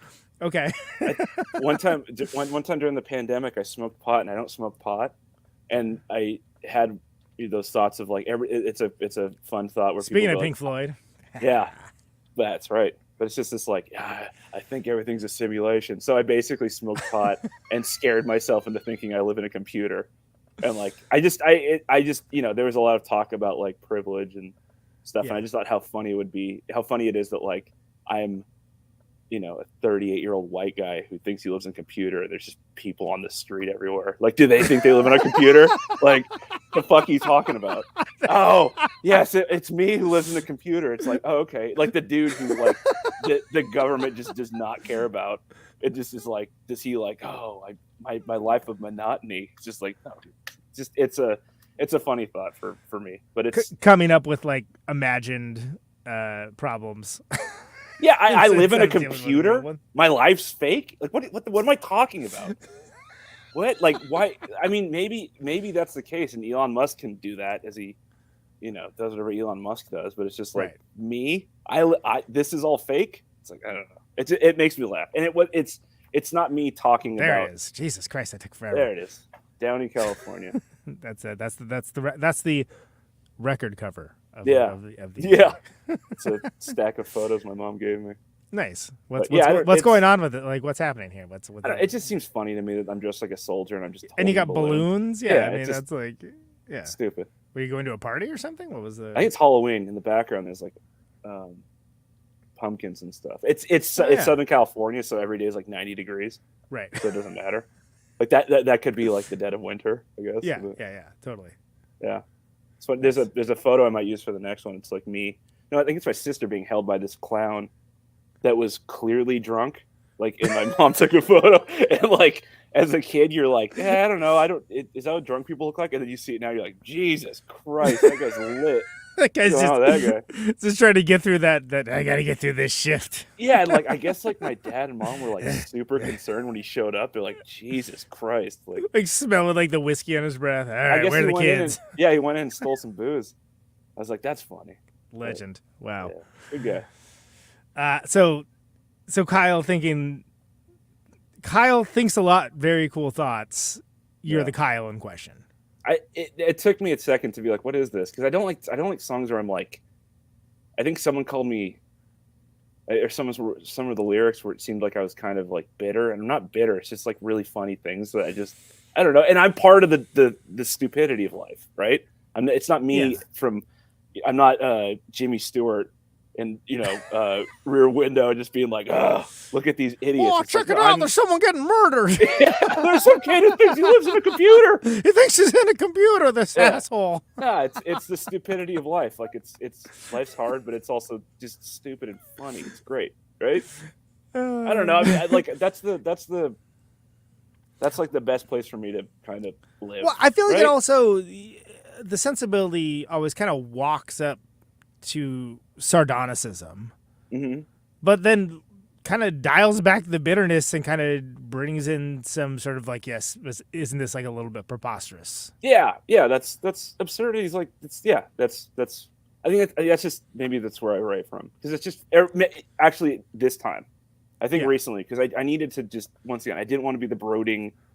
Here's another song about how the world sucks. It's like, oh, very, very clever. Very good. Can I tell you, in V&A we played this one show. I won't say where. I won't say with who. But the singer was like, "This is a song about my dead cat," and I'm like, "Oh my god!" And it wasn't like they were like going to win some great prize either before that. But I was like, "Oh, geez. Fine." But if that matters, then that's no. Like, I mean, I'm not like, that's cool. I get where you'd want to write. Like, you could maybe intro that differently, where it's not like awkward. Like, it was not cool at all. Yeah, I don't know. Maybe that's something with aging too, where it's just like I don't know. You just kind of see stuff and you're like, yeah. It's like things do change, and it's important that things change, and I think history has a right side. You can, this whole thought process now with like comedians and stuff being like, well, I don't know, that's just, you have to think about, it's like, nah, there's idiots and there's people who are trying to live good lives. Right. I mean, like, if you never thought your jokes about trannies were like maybe like on, of course you did. People make mistakes. It's like, it's just, you just thought you were cool for doing it, and society changed. I mean, that's, and also terrible joke. It's not even a good joke. If it was a good joke, maybe people would forgive you. Probably not. But I don't know. I just like, it's a comedian. Like, I'm an idiot with a guitar. That's like, it's like, I don't like, it's, I mean, that is really the hurtfulness is the point for that guy. Don't get me started on this. Oh, you can't even tell a joke anymore. I've been waiting for you to tell a joke your whole career. Still hasn't happened yet. And it's not the joke. It's the people who listen. No, like, I love Sublime. I'm not a fan of Sublime fans. Like, that's just how it works. Oh, yeah, like, Like, it's not, I'm worried about some comedian telling some joke and being like, Jesus Christ. Yeah, but it's like the it's 100 people with baseball bats. Yeah, exactly. Who don't know how to do shit and don't know how to digest information and go, maybe this guy's off. Maybe the guy who's on stage is off. It's just like, it's polemicism is what it is. It's I mean, under the guise of attempted humor, but it's just, it's, I mean, it's all bullshit. Yeah, it's tacky. I know, and if people weren't getting hurt, then it could be whatever. But it's just like, get out of here, dude. Don't be cute with any of that shit. Yeah, no. Sorry. No mercy whatsoever in my book for that. And also, yes, you can tell a joke at a college campus. You just are bad at telling jokes. It's just not the majority of you in this situation. Lindsay showed me that country guy who has that like completely ridiculous song about like, oh god, yeah. And he's like, oh, they banned him on CMT, and you're like, don't be cute. Stop being cute. Let's just stop this stuff. Like, it's ridiculous. So I don't know. But it's people love rewarding bullshit and nonsense. I know. Everybody's super cute. And then, whatever. And everybody loves getting mad about it too. And that is something that's like, look, I'm not saying that like there aren't times that you should be mad about stuff, but like having that be like, yeah, I'm the guy that gets mad at stuff. Like that, there are people like that, and that is real, and that doesn't. There's so much like stupid isn't a pejorative to me, right? It's just like this kind of. It's just goofy. Life can just be stupid and goofy. It's hilarious. It's stupid. Speaking of stupid and goofy, Yeah, rhododendrons and daisies. didn't write that. Paren. Tyler Wagner wrote this song. Do you remember Tyler Wagner? You ever see him? Who is Tyler Wagner? This name sounds familiar. Oh man, Tyler Wagner was this guy from Chikity, and he was kind of he hung around Macy and Rosie and Tallgrass. Remember Tallgrass? Oh yeah, Macy's other band? Tallgrass. Sure, Yeah. of course. So they were kind of in this kind of Sonoma adjacent crew. Wait. Yeah. Okay. All right. Yeah, and he has his own struggles, and he's what it is. But recently, me and my buddy Winston, I don't know if you remember Winston from Say Thing. Do you remember that band? Oh yeah. Sure. So we got contacted to kind of show Tyler's daughter all his recordings, and it's just like he's one of those guys that's just like I hate doing the he's like our Sid Barrett, Skip Spence, because it's not that, and that's a really it's not fair to do that to anybody. Be like, look at he's like the guy, because that's just not what it is. Well, and people love that kind of legend and myth making, and that's the part of music that I hate. It's comic book shit. These are people, don't do that, but it's fun. I do it too, so whatever. But it's like this thing. But okay, yeah, all right. Let me tell you about Bradley Knoll from Sublime. He was a great but he has talk about great lyricist. No, oh man, that song about the sun. Tyler has like this like imagery. Yeah, you can hear it in this song. The going into the fence machine yard where the goats look like computers and the cats look like, it's just like awesome, great filter through his brain comes out. Yeah. However, whatever variables are in there, whatever. It's just he wrote some of the most amazing songs locally, like that I could see, right? Visceral. Someone right. Yeah, it's sort of like not worldwide acclaim, not household name, but like oh my god, that's yeah. You that's it goes back to the Froberg interview you did, right? But with the Nick Cave thing, it's just like he's like live. It was just like Jesus Christ. Recordings not so much, right? So exactly. Yeah, it was something like that. But it's just like some of them. I mean, I don't know, whatever. It's a lot of them. Yeah, he was not thrilled with a lot of the Nick Cave records. That's fine. Yeah, no, but with Tyler, it's just these songs are just kind of like heartbreaking, and like he has a song called David Copperfield, which is just like I would just put it up against a lot of other songs, and it's just like it makes me uncomfortable to talk about, because once again people want to categorize like guys like that, but it's just like I don't know, he never was like super into getting recorded, and a lot of his friends did, and some people got some stuff, and it's awesome. Does that ever agitate you? Like I sometimes get mad at people when it's it's so good. Why don't you record it? Oh no, I'm not. It did. I used to. I've recorded 20 songs that aren't as good as that one. I'm pissed at you. Yeah, no, exactly. But I used to think that there was some kind of. This isn't like a bad thing yeah. But I just, the sense of community. It's just like I need to concentrate on what I'm doing. It's just like okay, you can be part of it, but I used to definitely be like, let's all have these shows and let's everything that's happening and stuff, and it's just like the only thing that really mattered to me was writing. Yeah. And maybe it's not the pandemic or whatever, maybe it is, but it's just like when everything goes away, you're just like you're just at a bar. You're just at a bar. You're trying to build like your bars are cool. I worked one for a while. It's like okay, but then you're like, what matters to you about like that? And even goes back to Macy. It's just like if you don't care about that anymore, okay, that's completely fair. That's probably more natural than the way my brain works, right? But it's also like, I mean, there's no objective truth to it, but yeah, I mean, it's certainly more socially acceptable, I think. Sure, and it's just kind of like, okay, says the one whose brain also works a different way, I guess. I mean, game respect game. No, exactly. Do you call yourself a rock and roll lifer in the intro? Is that what I heard? Yeah, that's good. I like that. Because at a certain point, it's like I guess that's what I am. I didn't. That's all right. I didn't check the box on the admission application, but that seems to be what I am. I'm still doing this. Still love it. A bunch of Wordle lifers, and I don't know. Yeah. It's not a hobby. I know it's not a hobby. It's not called a fucking hobby. And like for some people it is, and that must be very nice for them. Yeah, it is what it is. It is what it is, man. But yeah, Tyler Wagner, I'm gonna send you that record just because it's really, I don't know. It just it makes me I can't tell if it's the fog of like the time and just the fog of youth sometimes, but then I go back and listen. I'm like, nah, this is pretty extraordinary. This is like, Right. This is far out. This is like good. So is the idea just like, oh, it'd be cool to give this life. Yes. You know, And I'm waiting. I'm waiting for to get like a call, like a 707 number out of nowhere. right. And just like, hey, it's Tyler. Be like, cool. Hey, where are you? What's going on? And just be like, hey, Right. I want to throw out this record. I want to Yeah. put it somewhere because Yeah, it yeah. deserves to be heard. But also, it's like, you know, I used to like, especially with a lot of like other like songwriters around Oakland, be like, you should put stuff out. You should do this. I don't know. It doesn't. It's. You have to come from a certain place. With me, it's a lot of like me against whoever, which I don't know who knows what the fuck that is, but it's just like this kind of thing of like, if you don't have that, or like you don't want to go on stage, like I've known people like that, like going on stage is terrifying. What is that? Yeah, it's like some It's people's the worst worst thing in nightmare. the world. Exactly. Yeah. And it's just like, hey, you're good at songwriting, go on stage. It's like the Mitch Hedberg joke. Just like, is that true? Like, do I have to do that?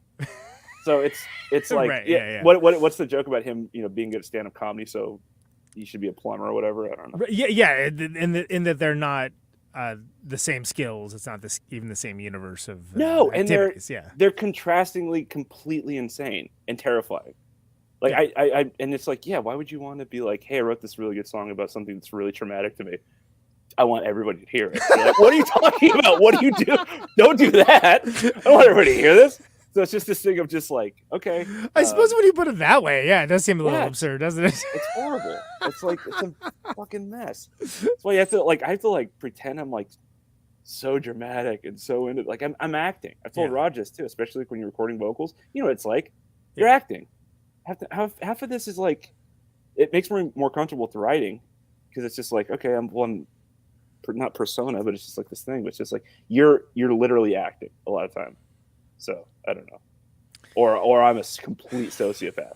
No. I mean, like and there's people I know that it's the other way around, right? Like where they hate writing more than anything, and but they love recording, and they love performing, and it's like, look, I know how I'd rank those for myself, and and all of those are minute by minute sometimes. Yeah, sure. Oh, I love writing. Oh, I've been writing for like 2 hours and like none of it's good. I hate writing. Writing is terrible. It's a terrible idea. I think that's really good to, like, I used to get tripped up by all the Tom Petty. He wrote that in 10 seconds. Like, no, he fucking didn't. He's had it in his head. Yeah. That's how you write. I sat down. Come on. Piano, sure you like, all right, dude. Yeah. Well, maybe I'm not good at this, and that's fine, and I can live with that. But it's just like the idea of like, That Tom Petty documentary is pretty sick, though. The Bogdanovich Is it? Which one? The Like the freaking 4-hour one. Huh. And like you'd be like, I don't want to watch a 4-hour documentary, and it's like in 2 parts. It's totally worth it, dude. It's God, he was good, right? It's pretty great. Yeah, good like turn of phrase. And it starts off, and you're like, why are we talking about Mudcrutch? Who cares about this? And like, it's very well done. It's one of the more well done documentaries for an artist of that level and fame that I've seen. But it serves the creative process too well. Which I would have loved if there was just a Tom Petty documentary that was like 5 minutes, and he's just kind of like hanging on a couch smoking weed, and they're like, "Is this it?" He's like, "That's it." What about right, cool. Free Falling? What about like that? it was this for like 30 years, and they're just like, "Yeah, that's pretty much." Yep. Yeah. All right, cool. Credits. And then we all went on tour. Okay, yeah, great. went on tour. Came back to the couch. Jimmy Iovine's over there doing something. Like, yeah, cool. yeah, exactly. Great. But it's, but again, I think that social media kind of trains us all to be like low key in competition with the ideas of what we think of as other artists as well, because that drives engagement, drives clicks, and that's insane because that's not what being an artist is. I mean, it's this shit goes back to like the Romans. Nothing Greeks. Happens in a vacuum too. The other way around. Don't get me wrong, but we're quizzing what this is, right? Yeah. It's like this. It's like what is this or what is that? It's just like this has just been happening since the earth cooled. It's just like, especially with art. What is art? I don't know. Maybe it's also just not that much too. It's also everything. But... Exactly, which brings us back to the depending on the minute in question. It's always that. It's like, yeah, it is everything. It's nothing. I don't know. It's just kind of like that's. I feel like that feels like a very good place to be at, right? I've played a set and broken a string, and it's been everything and nothing in the space of like those 10 seconds. That feels like everything. That I just had a mild panic attack when you said that. Yeah, I used to restring my guitar before every show.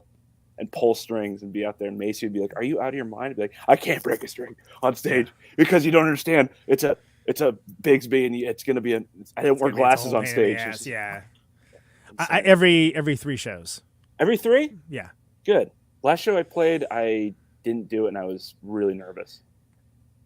I have on this new guitar that I got. Well, and then you're thinking about it, which means you're not, you're thinking about that on some like in the level of like, did I take the laundry out of the dryer? That kind of play, where it's like, and it's fully there. It's funny with guitars too because I remember thinking where I was like, I didn't change the strings. I've been playing it for like 2 months. Yeah, and I was just like, and I like stared at the guitar, right, and I'm like.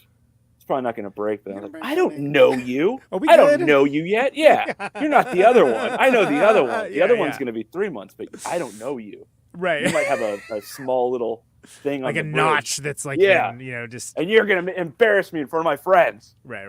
I can't let that happen. The worst. Although I mean, like it's what it is. I mean, it's the it's fun. Watch the AI do that, I would love to. I want the AI to crush my head like Terminator, just foot down as I'm looking out over Silicon Valley, and I just remember where tech started in Oakland. Yeah, this is where it ends. Yeah. Huh. All right. Yeah. The tech came into Oakland, and then more mundane than I thought it would be. Yeah, it's like, and I'm just kind of laying on the ground, just squishing my head. That's fun. So that was gentrification in Oakland. Wandering Star. Yeah. What's up? That's one of the songs on the EP. Yeah. Yeah, that's I ended it with two bangers that I didn't write. Do you know that song? I did. Yes, I do. I love it. Awesome. Why? Yeah, Lindsay's childhood movie is Paint Your Wagon. Nice. And it's a really questionable movie, right? No. hasn't stood the test of years. Yeah. I don't want to make a synopsis that's too. Was it 1969? Short, yeah, 1969. But I think it's about polygamy and whores and gold. It's like we were watching. I was like, God damn. Is it Lee Marvin? Lee Marvin. Yeah. Probably. Gene Seberg. and Clint Eastwood singing a song. Yeah. And he has Lindsay's dad always jokes about how he doesn't have a good voice, but it's very distinct. It's cool. It's like Clint Eastwood singing a song. Yeah, it's not anything I thought I was looking for. Right. You know what I mean? Yeah. But it's like, it's not bad. You conduct yourself okay. Didn't fill that quote of like, I really like Clint Eastwood. You know what I really need to hear? Nobody was thinking that. Yeah. It's like when he just shows up playing jazz piano in movies, and you're like, what is that? Like, he plays piano too. You're like, don't put that in. Well, it's like how Christopher Walken is an incredible tap dancer, right? And they'll write stuff in a movie where it's like, well, why is this character tap dancing? Why do you think? He won't do it. He's in his trailer. He won't do it. Yeah. He promised him. It's like he needs to play Dave Brubeck. Exactly. If he doesn't play Dave, do you want to see Clint Eastwood cry? Yeah. a little bit. But yeah, Wandering Star is like this. Just Lindsay just mentioned it one night. She's just like, you should do that song. And I was like a classic. Just like, all right. Well, and it's also like what you're talking about, like doing the EP thing. It sort of lowers the stakes of like, is this my mission statement of right? Yeah, I don't know. It's just some songs, man. Yeah, that's funny. That's like, and it's just, it's just I got to kind of do the really romantic slide guitar thing, and I've always wanted to do that on something and croon it and call it a day. I liked it. Lottery tickets got a radio edit. Yeah, smart. Radio is still a thing. Did you hear the song "Marion Out West" from the previous EP? Yeah, of course. Yeah. I mean, I just sit there and say the F word. Yeah, nice, cool. I'm Ryan. How's it going? Yeah. Have you met me? I'm Conan. Hey. Yeah, but I just I remember because I'll just do my own whatever PR while I'm working, send it out to people. Yeah. And then So I just remember like sending Marionette West out to like a radio station Mhm. and just being like, there's 2 minutes of the outro that's just me saying, man, that's fucking crazy. You played Genghis Khan, right? Yeah, yeah. Makes me laugh because who you have a movie podcast still? Yeah. Moon Extravaganza. Yeah, just You guys should do The Conqueror. Oh. What? I don't know if I know that one. It's a Genghis Khan movie? It's a John Wayne movie where he plays Genghis Khan. Get the fuck. Really? He played. How do I not know this? I mean, holy shit. This is the folklore. The previous EP is funny to me because it's like Yvonne Cleef's in it too. Wow. Oh yeah, it's an and they filmed 3.7 out of 10 on IMDb. They filmed it on a nuclear test site outside Las Vegas. What? Yeah, and so he's like, I'm Genghis Khan, and just radiated, just covered in radiation, just dying. Wow. Yeah, the John Wayne movie that nearly killed half its cast. Yeah, exactly. Right now. Where's that on the article list? It's in the title, The Conqueror, the John Wayne film that killed nearly half its cast and crew. Love it by Courtney Fox. I'll throw it on the screen for the not to talk about the previous thing, but it was so funny to me that it was just like that's like that sounds awesome. he's a guy from Ohio or Iowa, I think, and he's like doing this shit. And you're like, what are you doing? Yeah. Well, they'd never let the ethnics play anybody anyway at that time, forbid. right? Yeah, exactly. Yeah, let's get John Wayne to do it. That's like that era. They just had like Italian people play everything. It's just like not even that. They're just like, nah, John Wayne can do it. You're like, don't have John Wayne do this. Hey, I'm from the future of the 1970s. Don't do this because this is even bad then. Yeah. No, that's hard. Oh my god, that's so harsh, dude. Get this ad out of here. What is this? What kind of operation we're running here? No, I don't think I can get rid of That's it. a screen grab from Genghis Khan, the Conqueror. Oh my god. All right, so there he is. It's a mess. Oh, okay. Mm-hmm. Copyright strike. That's freaking nuts. No wonder I knew nothing about it. I mean, I was just talking about like Black Narcissus. Like, it's a great movie, but it's like, I forgot there's a dude that does like way big brown face energy. It's like, oh my god, it's fucking wild. What were you doing? Why did you do that? Why did nobody be like, you know what, Yeah, they're like, do that more. You're like, no. Yeah, maybe don't do that. Yeah. Anyway, so there's a radio edit for Lottery Ticket. Yeah, had to do it just because the last one I just said, because of I the said the Genghis F word Khan. for like 2 minutes. Yeah, it was just stupid. Did somebody be like, we would love to play this, but ... Well, even like Aaron Axelson has that show, right? Live 105 came back. Yeah, and amazing. I was like thinking, like, should I send this to? Like, he's never gonna play it. I don't think he would. Like, I think he plays a lot of like, I don't know, like bands with PR companies and stuff. But he's rad. But he's back, and I just was like sending it to him. Like, maybe we should have a radio edit of the song where I say F word in the chorus. Yeah, that's an aesthetic, right? Well, and I like that. Most of the songs where you have cursing, it's just like, it's not like you're drawing attention to it. It's just happening. Yeah. Really, I don't like it that much. I think it's poor form. To me, it's colloquial, but it's not. I think that's me trying to trick myself into thinking it's useful. I decided years ago to not stop doing it. It sounds stupid when people do it. I'm like, and especially if it's like had this like tough affect, you're like, get out of here, shut up. So I hate that. I'm talking about myself too, because it's just it's like it's something where it's like with Lottery Ticket. Right. It's colloquial to me. It's because it sounds like a dude would say that, right?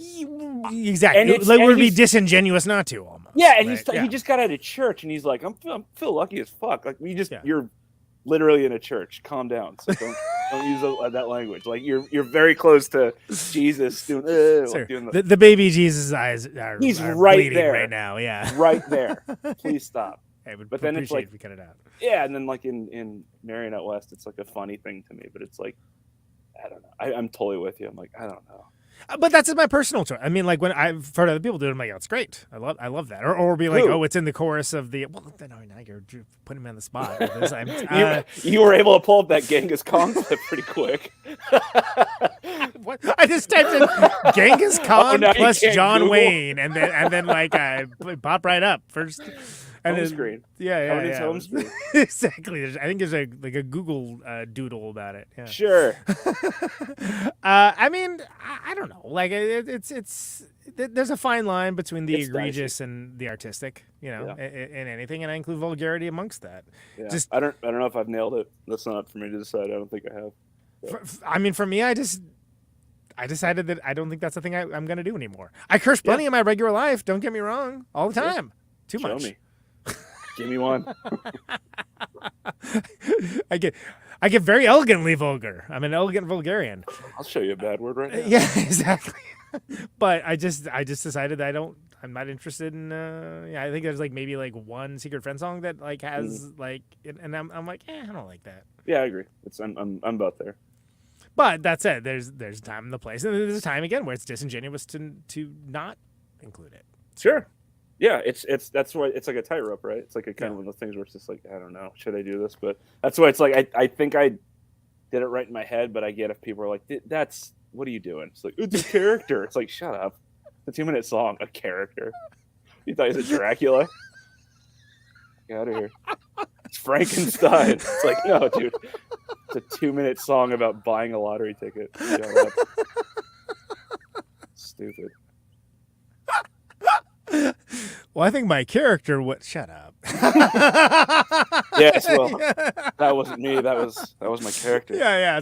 Next time I'm like a jerk for no reason. Well, my character was having a rough day that day. It's a rough day for my character. What could I say? It wasn't me. It wasn't. I didn't play Genghis Khan. That was my character. No, that was just my character. Yeah, I don't feel that way at all. I had to play that. Exactly. I had to do it. It was in the contract. Yeah. So what do you think? Like more of these EPs, more of these kind of? Yeah, I got one more. It goes back to what we were talking about, where it's just like I think that we need to finish this record.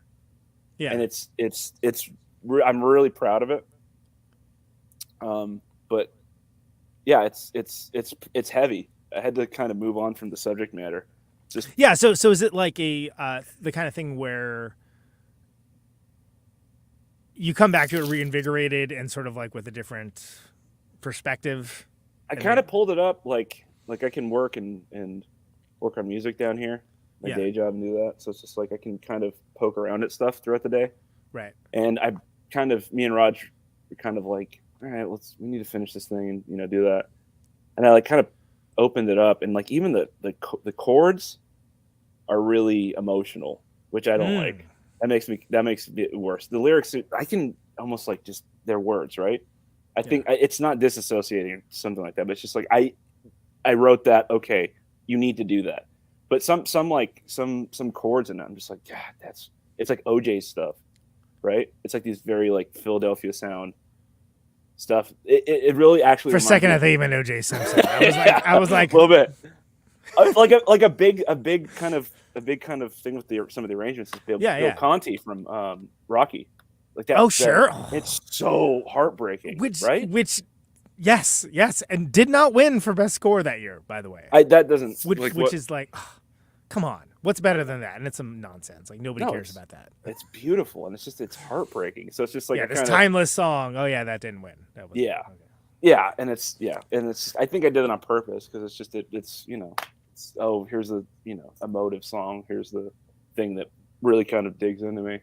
Yeah, but you can't spend that much time with you can't spend all your time with it because then it's like, all right, well, at some point, leave the house, right? It was what we started writing, like when we got back from lockdown back in here, and then it took a long time at that point, and then Macy left, and then we kind of got to look at it again and be like, should we redo this? Should we do that?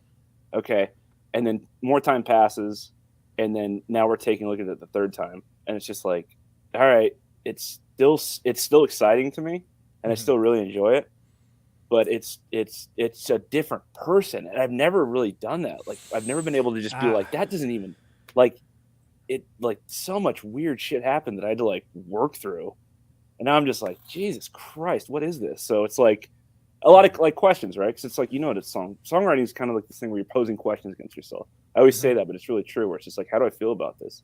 You know, my friend got killed by cops when I was, God knows what, and I wrote a song about that. And I landed pretty well, but it's like that's a really hard subject that wasn't. It's super complex. And it's just like that's a really hard thing. The only kind of youth and nativity, can't say that word, but to take that on, it's just like, Jesus Christ, why don't you write a song about a flop house or whatever, But it's just that thing of just like there's all these like themes that like I kind of were swirling around my head that I just kind of went back into. Maybe it's for the better, it's not going to make me. I don't know. It's like it's. But can you still? But you can still recognize that the art for what it is, even though if you're not currently in the space anymore. Right? Yeah, I mean, and it's not building an airplane. It's like it's a fucking song. I don't know. Who cares? Like it's like right. Sure. Okay. I'm saying that it's like it meant a lot to me, but also it's like that it's like recognizing something like, all right, write the song, finish it. So it's like it's not keeping me from anything, but it's like I definitely recognize like oof, you're in a bad spot there, kid. Like you need to figure that one out. Might need to take a look at some mortality issues and stuff. But it's nice to have. It's nice to have that down too, though. I mean, you don't have to, and you got a deep enough bench of songs too that it's like not like you need to call on them. Yeah, and I love playing the songs live. I don't really. It's I don't even think about the lyrics I'm playing live. I'm just, whatever. It's just things that I'm doing with my mouth. I don't know. It's like because you're entertaining. I'm entertaining. Yeah, people, that's right? it's true. Yeah, I mean, I'm in a fucking bar. I'm in a bar. I'm like, I'm not thinking about like grief. I'm like, there's a guy, there's a tech guy drinking vodka shots and saying something crazy, and I'm like, yeah, here's the he's disrupting something over there. I don't know. Yeah. Oh, they got very disruptive over there. Whatever. Here's. I hope you all like this. Yeah. I understand that, right? Yeah, sure. The part of I'm not like even like when people go, I'm kind of off on a tangent, but people are like, they're not paying attention to me. It's like, I don't know, be better than a cigarette. How about that? Be worth it, I guess. Maybe ask yourself that question. Why aren't they? Yeah. Why aren't they listening to my songs? I don't know. Maybe your songs suck. My songs suck. It's fine. Yeah, I mean, I don't know what I'm talking about anymore. Well, okay, so the idea is there's going to be another EP, and then. I think like a Nick Drakey thing. He's one of my favorites. He's like one of my stalwarts. It's okay. It's getting good. Yeah. He's done some stuff. Yeah, it's all right. There's something like kind of, and I want to write about Oakland. I think I just feel like I don't know. I feel like nobody does. So. Is that true? I feel that way. I mean, I feel like it's kind of rare. I have a note to do it, but I haven't done it in 10 years. I know. Like the first song that came out, like after like the EP was just like, all right, that's it's done. It's just this thing called like 615 at Mexicali Rose. Remember that restaurant that either closed down 2 years ago or 30 years ago? Yeah, up by the courthouse. When did that thing shut down? So you're always like, that awesome pink house or pink restaurant, and then I just kind of started pounding something out. I'm like, I feel like I can write about Oakland from a little bit of a vantage point at this point, instead of like it's about the only way something's gonna be remembered. Yeah, but it's like you were here. It's just like I know. Like 22 years, my guy. I know. It's just that period of like the tech stuff is just so volatile. I'm like, you're on that side, and then the pandemic, and that guy's a piece of shit. Like I don't know. There's a beauty in Oakland. I fucking love Oakland, and it's just like there's, I feel like I might be completely wrong here, but I can't think of like that romantic, the ways people talk about New York or whatever. It's just it's so beautiful here. Like it's insane. It's a lot of problems, but whatever. Yeah, problems everywhere. It's problems all over, man. Yeah. But I think I got those songs in me, and then I'm like, I take a break for a second. I'm definitely going to finish the record while doing that because I don't think it's fair to Raj if I'm like, one more EP, watch me go. Here comes the songbook. It's like, who gives a shit? You got a record to make. So, well, how far along is the record then? I think it's at that point where it's just like you turn a corner and you're like, it's about done. Okay. You kind of like No, Raj is beautiful mixer, and he kind of takes his time and makes sure it sounds beautiful. Yeah. But his mixes are great. Yeah. they're insane. I'm like, there's a song on it where I was just like, is this done? I haven't even started mixing that. I'm like, what? What are you talking about? Right. So I think it's about to turn the page, and we can kind of be like, cool. I think we're good. But yeah. Because it's been a bit. I mean, Fight Everything had like 2 lives. Yeah. It's 2 records. It really is. It's like 3 records to me, I think. Yeah, the most recent of which was, like what was it? It was like, was it last year or year before? I can't even remember. Like, We put it out in Sofa Burn in Kentucky, or Ohio. Put it out. Yeah. It's Nothing and Nowhere. Which like they're good. Yeah. I like that record. I like that record too. Yeah, I still jam all those, But Nice. yeah, there's was it 2015? Was Fight Everything? Fuck, really? No way. Oh yeah, I guess so. I still lived in Oakland. Yeah. That was when because Eric had to split because of landlords going crazy. So we were all just kind of like, it's just that was a really crazy time. But it's it's how money works, I guess. It's how money and art works. Yeah. So what I guess what I'm driving at is it's been it's been a bit since you've had like a full length, but as you explained, like get the EPs, you can kind of get things out there, and I mean that sounds like perfect to me. What about you? Do you like making like here's my 12 songs? I do. Yeah. But I also like, but I like purpose-driven stuff too. Like we did all the split singles, right? Where I was like, fuck yeah, like this is great. Like these songs can do anything. They can be heavy, they can be like proggy, they can be poppy. They just have to fit within a certain time frame. That was exciting for me because like I'd never done that before. But I come to this dilemma where even like with the one we're finishing, it's like I hear it and I go, that seems more like 3 records, 3 EPs. Like every record I've ever made, I've just been like, nah, it seems like 3 pieces. And I think it's interesting. It's because what it goes back to like making a record. It's like Act 1, Act 2, Act 3. Like in my brain, I'm like, well, yeah, I can't just be like, here's a bunch of songs and here's some story that doesn't make sense. That I'm gonna because it's actually what do they call the records with the concept record? Yeah, it's a concept record. It's like really that just sounds like 12 songs you just threw on a record because it's like. Which is fine, but it's also like I've done both. Me too. I'm like that's like everything on is broken. It's just like people are like it's concept record. I'm like about what? A gold tooth and what? Like no, it's a bunch of shit that was around my head when I was like 15 and 23 or whatever. So I don't know, but I don't know. Well, I mean it's all there's a through line on all of it, right? I mean because it's all me. gonna it's my stupid brain from the same guy, Yeah, but it's also. Look, I mean, concept record, there's always the danger of like an Operation Mindcrime or something. Where it's just what's like, that? What is that? That's don't say that like you assume I know what that means. Operation Mindcrime? That could be something in the 60s? Okay, all right. It's like it's a CIA thing? Like, what are you talking about? It's like the 3rd Queensryche record. I'm not a Queensryche fan. They made 3? They made more than that. Oh my god! There's a lot of Queensryche music, man. And I was say that that big in Modesto? What are you talking about? Where do you hear about this shit?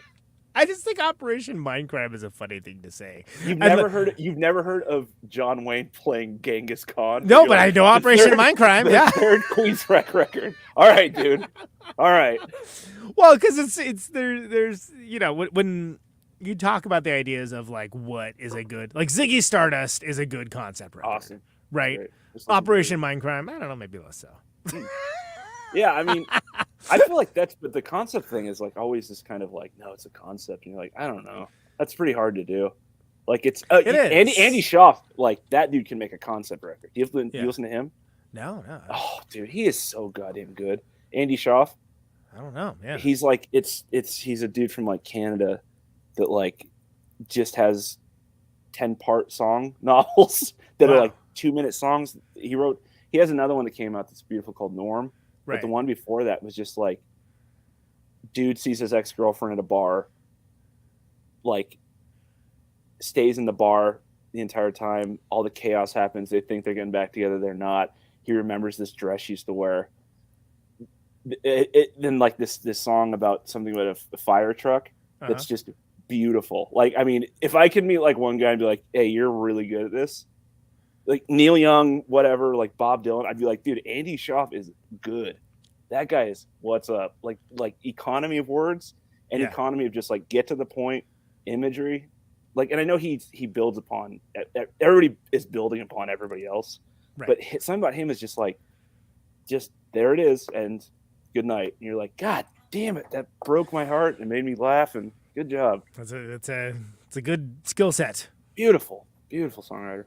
By the way, Kilroy Was Here by Styx is another concept record. Which is the one with Mr. Roboto on it. Yeah. My dad had that. That's not what gave him brain cancer. So don't worry about it. The behind the music on Styx is amazing. There's some choice quotes. One of the I remember that. One of the Hair Farmer guitarists, forget which one, was like, "Yeah, I just couldn't write any more songs about robots." Love that. And you probably could. His money's right. Yeah, he bought an airplane with a song, so you could write a couple more. And then, but my favorite is they got compared to a parking lot full of whale vomit. Oh, and then he's like, I mean, a little whale vomit, sure, but a parking lot full? Parking lot's a lot. Yeah, and there's no borders too. Yeah, it's just a vocative everywhere. image. Just whales vomiting everywhere. So much moment. Anyway, Kilroy Was Here, everybody. Styx. No, I get it, and I think that. Well, I'm excited to hear. Whenever it's ready. Obviously. Yeah. Come back and talk about that when it's done. But I think this. I'm gonna go camping in Shasta with my buddies, and I think I'm just gonna write it there, and I'm just gonna kind of think about stuff and just kind of. I was gonna go down to LA, but I'm gonna. I wanted to play some shows, but it just fell through. And I'm gonna wait till I can go down there and play some solo shows. But I feel like just sitting in the middle of the lake and just being like, what is this song? And you're like, all right, I know what that is now. Okay. And then just coming home and being like, that's what it is. And it's 4 songs because I got too many ideas swirling around. I want to write a song about my friend Billy who passed away in Ghost Ship. He used to wear a Cavaliers. Sure. Yeah. He used to wear a Cavaliers jersey down Telegraph like during the finals. I was like, hey, don't do that. Yeah, bold move, Cotton. Come on in here. He's like, fuck that. I love LeBron James. I'm like, I know. Come on in here and we'll sort it out later. But I it's like there's stuff that's just like scattered through my brain that just needs to be sorted out. And that's how it goes. Well, and then it's some of it can hit very poignantly too. It's like again, write a song about your friend getting killed by the cops, right? Like there just isn't a lot of that in rock music. Yeah, and it's a great tune. God. Oh my! Can you imagine? Yeah. Oh, well, it's pretty. Like most things would be pretty intolerable. Yeah. And or like Imagine Dragons just being like, "Hey, here's the song that I wrote." Like, no. Stop. Please. I honestly thought we were going to get more records about quarantine, the pandemic, than we did, and I was very happy. Thank God. Do you have one? No. Oh, you're the best. No way, dude. No chance. Christ. It's the last thing I want to write about, dude. Hey. First song I wrote back was The Commuter, and I didn't even commute at the time. And That's I was a great song. But I was like, this is what I want to write about. Literally anything about what is happening right now, dude. Like, why would you want to write a song about or an album about that? All those god-awful movies where people are like standing on a balcony and they're like, hello, I met you one time. And you're like, that's cool. And you're like, we watched the movie that like we threw it on and we're like, oh my God, please turn this off. I never want to be reminded about like sitting in a park with people being like, how are you doing? Oh, you're in the same miserable because it didn't change anything or matter at all. We just decided that cumulatively as a society, we decided none of that matters. So I know. Everyone just wasted their time. Great. I know. What I actually did not have that on my bingo card. But pandemic record?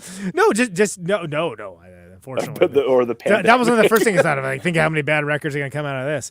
But but the whole we're just going to pretend this apocalypse isn't happening. And then love it. Yeah. It's like, oh, okay. I didn't think that was going to happen. That seems like something of idiocracy to me. That's the number one. That's why I love people. I love humanity because of that. They're just like, that shit never happened. We're like, all right, back to the water parks, idiots. Like, yes, we did it. Truly astounding. You're like, And then it's like, how do we? There's no way to even engage with that. What happened to John Bryan? You're like, Right, exactly. Hold on. Shit. I think it was a sunspot. I don't know. I think I don't quite remember, but the CIA, I'm sure had something to do with it. Yeah, but everybody, let's go back to Raging Waters. Exactly. It's just so. Wow. It's truly stunning. Yeah. Who wants to split a party sub? Cool. Exactly. I got 10% off on this coupon. Yeah. My favorite moment though is when I got an email from AutoZone. During these difficult times, we here at AutoZone. Why are you emailing me, AutoZone? Don't email me. No. I'm not thinking about auto parts right now, and no one else should be either. Don't ever email me about anything. Just like, yeah, we're super sorry about Pearl Harbor. Like, you don't have to have a take on this. It's okay. It's okay not to. It's okay to just be living in the moment in this crazy thing, and not have a promotional email about 10% off windshield wiper fluid. I mean, is that just the dregs of whatever reality we live? I mean, where AutoZone is just emailing you, being like, "I really hope you don't catch this virus." Like, I don't know what's going on. I don't know what that means, and I need to get out. I don't know what any of that meant, and I don't feel good. And please leave me alone. It's like, well, close his laptop. I'm done. I'm done. I'm good. I'm good. I'm not doing any of this anymore. I'm gonna go fill my pocket full of stones and walk into the ocean now. I think so. That's how it goes. That's how it goes. Ryan, it's a pleasure, man. It's great to have 2 you. hours, huh? Cool. And INKCP's great, and I hope folks listen to it. I really appreciate it. Yeah, I gave it to you, and I kind of, as an audio head, and it really makes me, there's certain people that I'm like, that's very nice to hear, and I'm glad you listened to it, and I'm glad you had me on, and love your music. I didn't get to finish a compliment before we started, but yeah, the latest single sounds like you guys, so whatever you guys are doing production wise, it sounds perfect. Sounds great. Well, thank you, brother. And awesome. Likewise, always can't wait to hear whatever you have next too. Cool. And we'll have you back on with a little more advanced notice. I mean, that's maybe DistroKid has it right. Oh, dude, this is no. This is just how I do shit. Apparently, I'm gonna go with that. I'm gonna release an EP tomorrow. It's just like, all right, yeah. So I mean, it's, as far as surprises go, it's a nice one. I was like, what? When did you do this? This is crazy. But you know, hey, it's all good, buddy. No, it's unfortunately gonna happen again. So don't worry about that. All right, dude. Please man. take care. Yeah. Until next time. Have fun in the Midwest. I'll do my level best. Keep it warm. Exactly. Or cold, whatever the temperature is today. Right now it's hot, but it's gonna be Yeah, Lindsay's from Nebraska, and I'm like, this place goes crazy with weather. So. Yeah, and it's everybody. Well, in Oakland, it's like summer, fall, spring. Who gives a shit? It's all the same. It's 78 outside, and I'm sweating. I have beads of sweat on my forehead. 78. People are like, "Oh my God, summer!" And then they I must do summer things immediately. It's like, oh my God, okay, oh my God. Sure, Beautiful. I'm gonna be here with the AC, hanging out with the cat. Anyway, check you later, brother. Hey, buddy. There goes Mr. Ryan Christopher Parks. Let's hear one of the songs on this very awesome EP. This is "I Bought a Lottery Ticket," and you can find that on Ye Olde Bandcamp. And here we go. I bought a lottery ticket on the way home from church. Man, I feel lucky as fuck today. Normally I'm living for redemption. I'm getting tired of trying to be saved. The teacher who called it white trash Wall Street taught Hemingway to wrestle as a baby. Got arrested for selling fake timeshare. Sometimes it's always had the dream. But Alcindino's mother, she won't talk to me. I think I'm finally fine with that now. Just as long as she doesn't hate me. But there's a ton of good reasons why she should hate me. Tomorrow I'll be a trillionaire. None of this will matter much. I bought a lottery ticket on the way home from church, and man, I feel lucky as fuck. Oh man, God, I feel lucky as fuck. Yes, I do.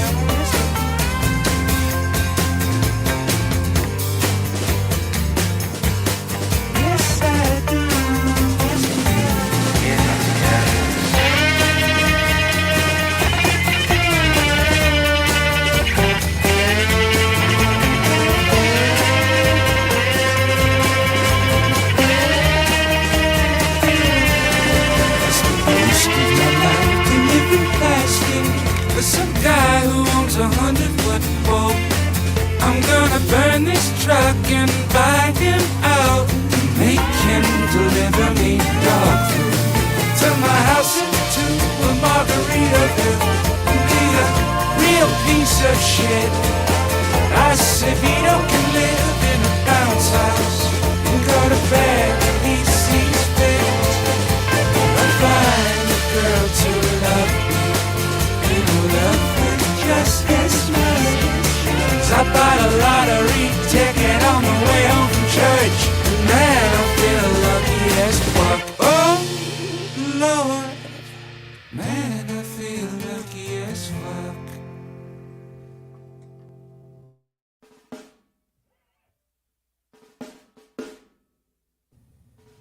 There you go. I bought a lottery ticket. D. Hamilton.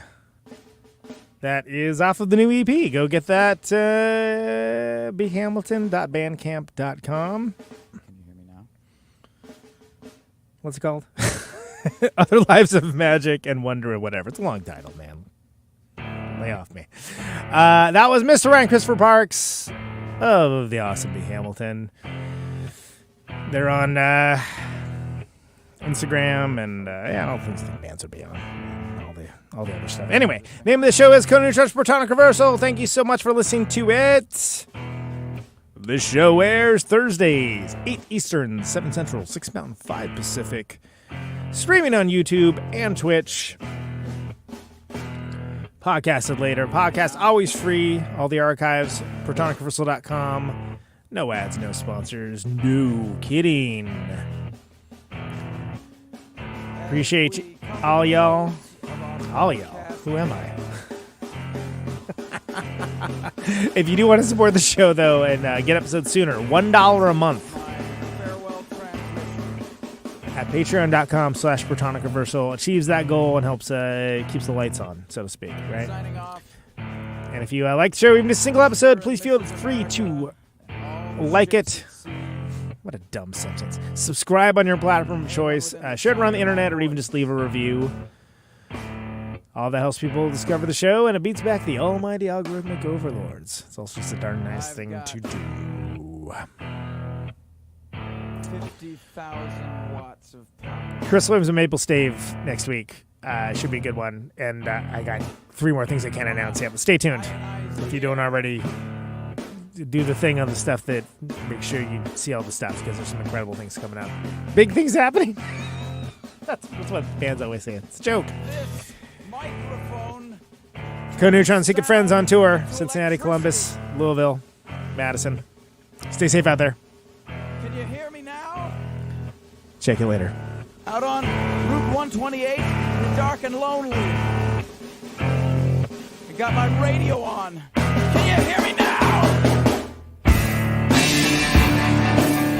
Can you hear me now?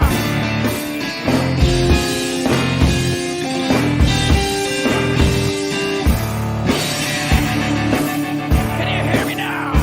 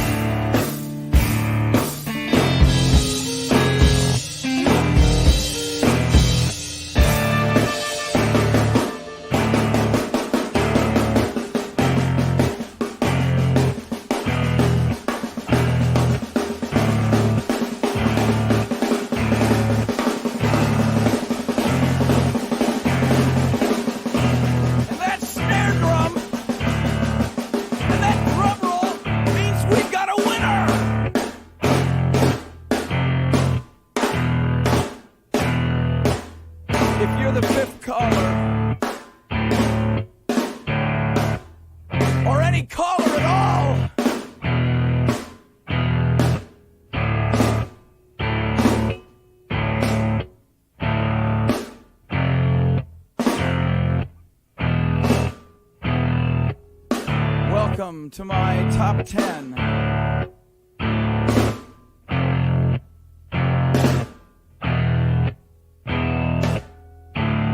I'd like to thank our sponsor,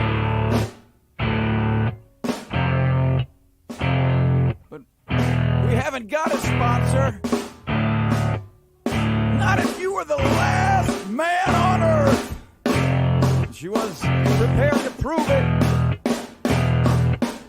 This one goes out to a special girl.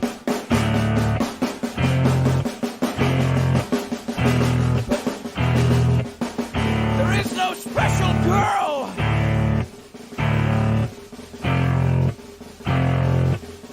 It's the end of radio. The last announcer plays the last record. The last what? Leaves the transmitter. Circles the globe in search of a listener.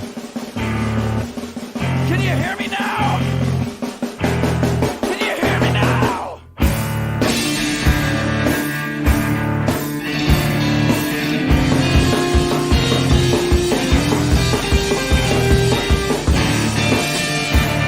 Can you hear me now?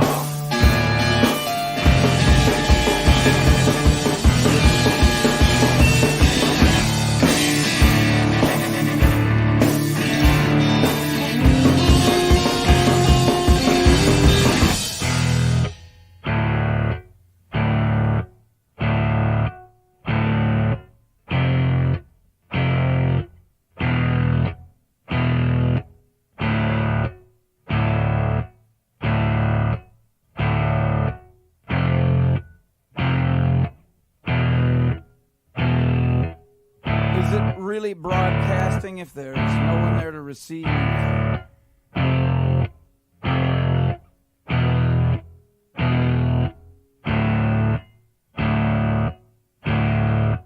It's the end of radio. As we come to the close of our broadcast day,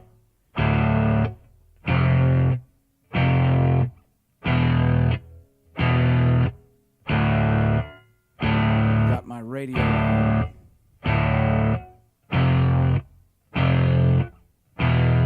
Can you hear me now? Can you hear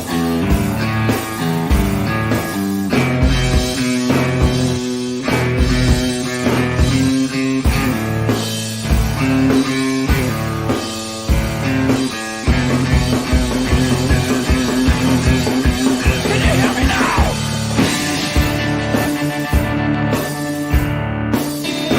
Can you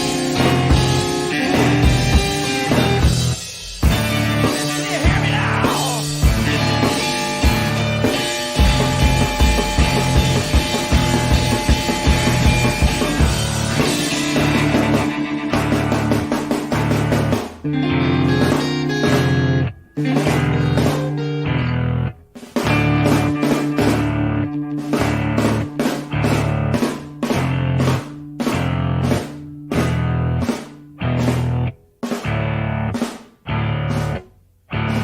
This is a test!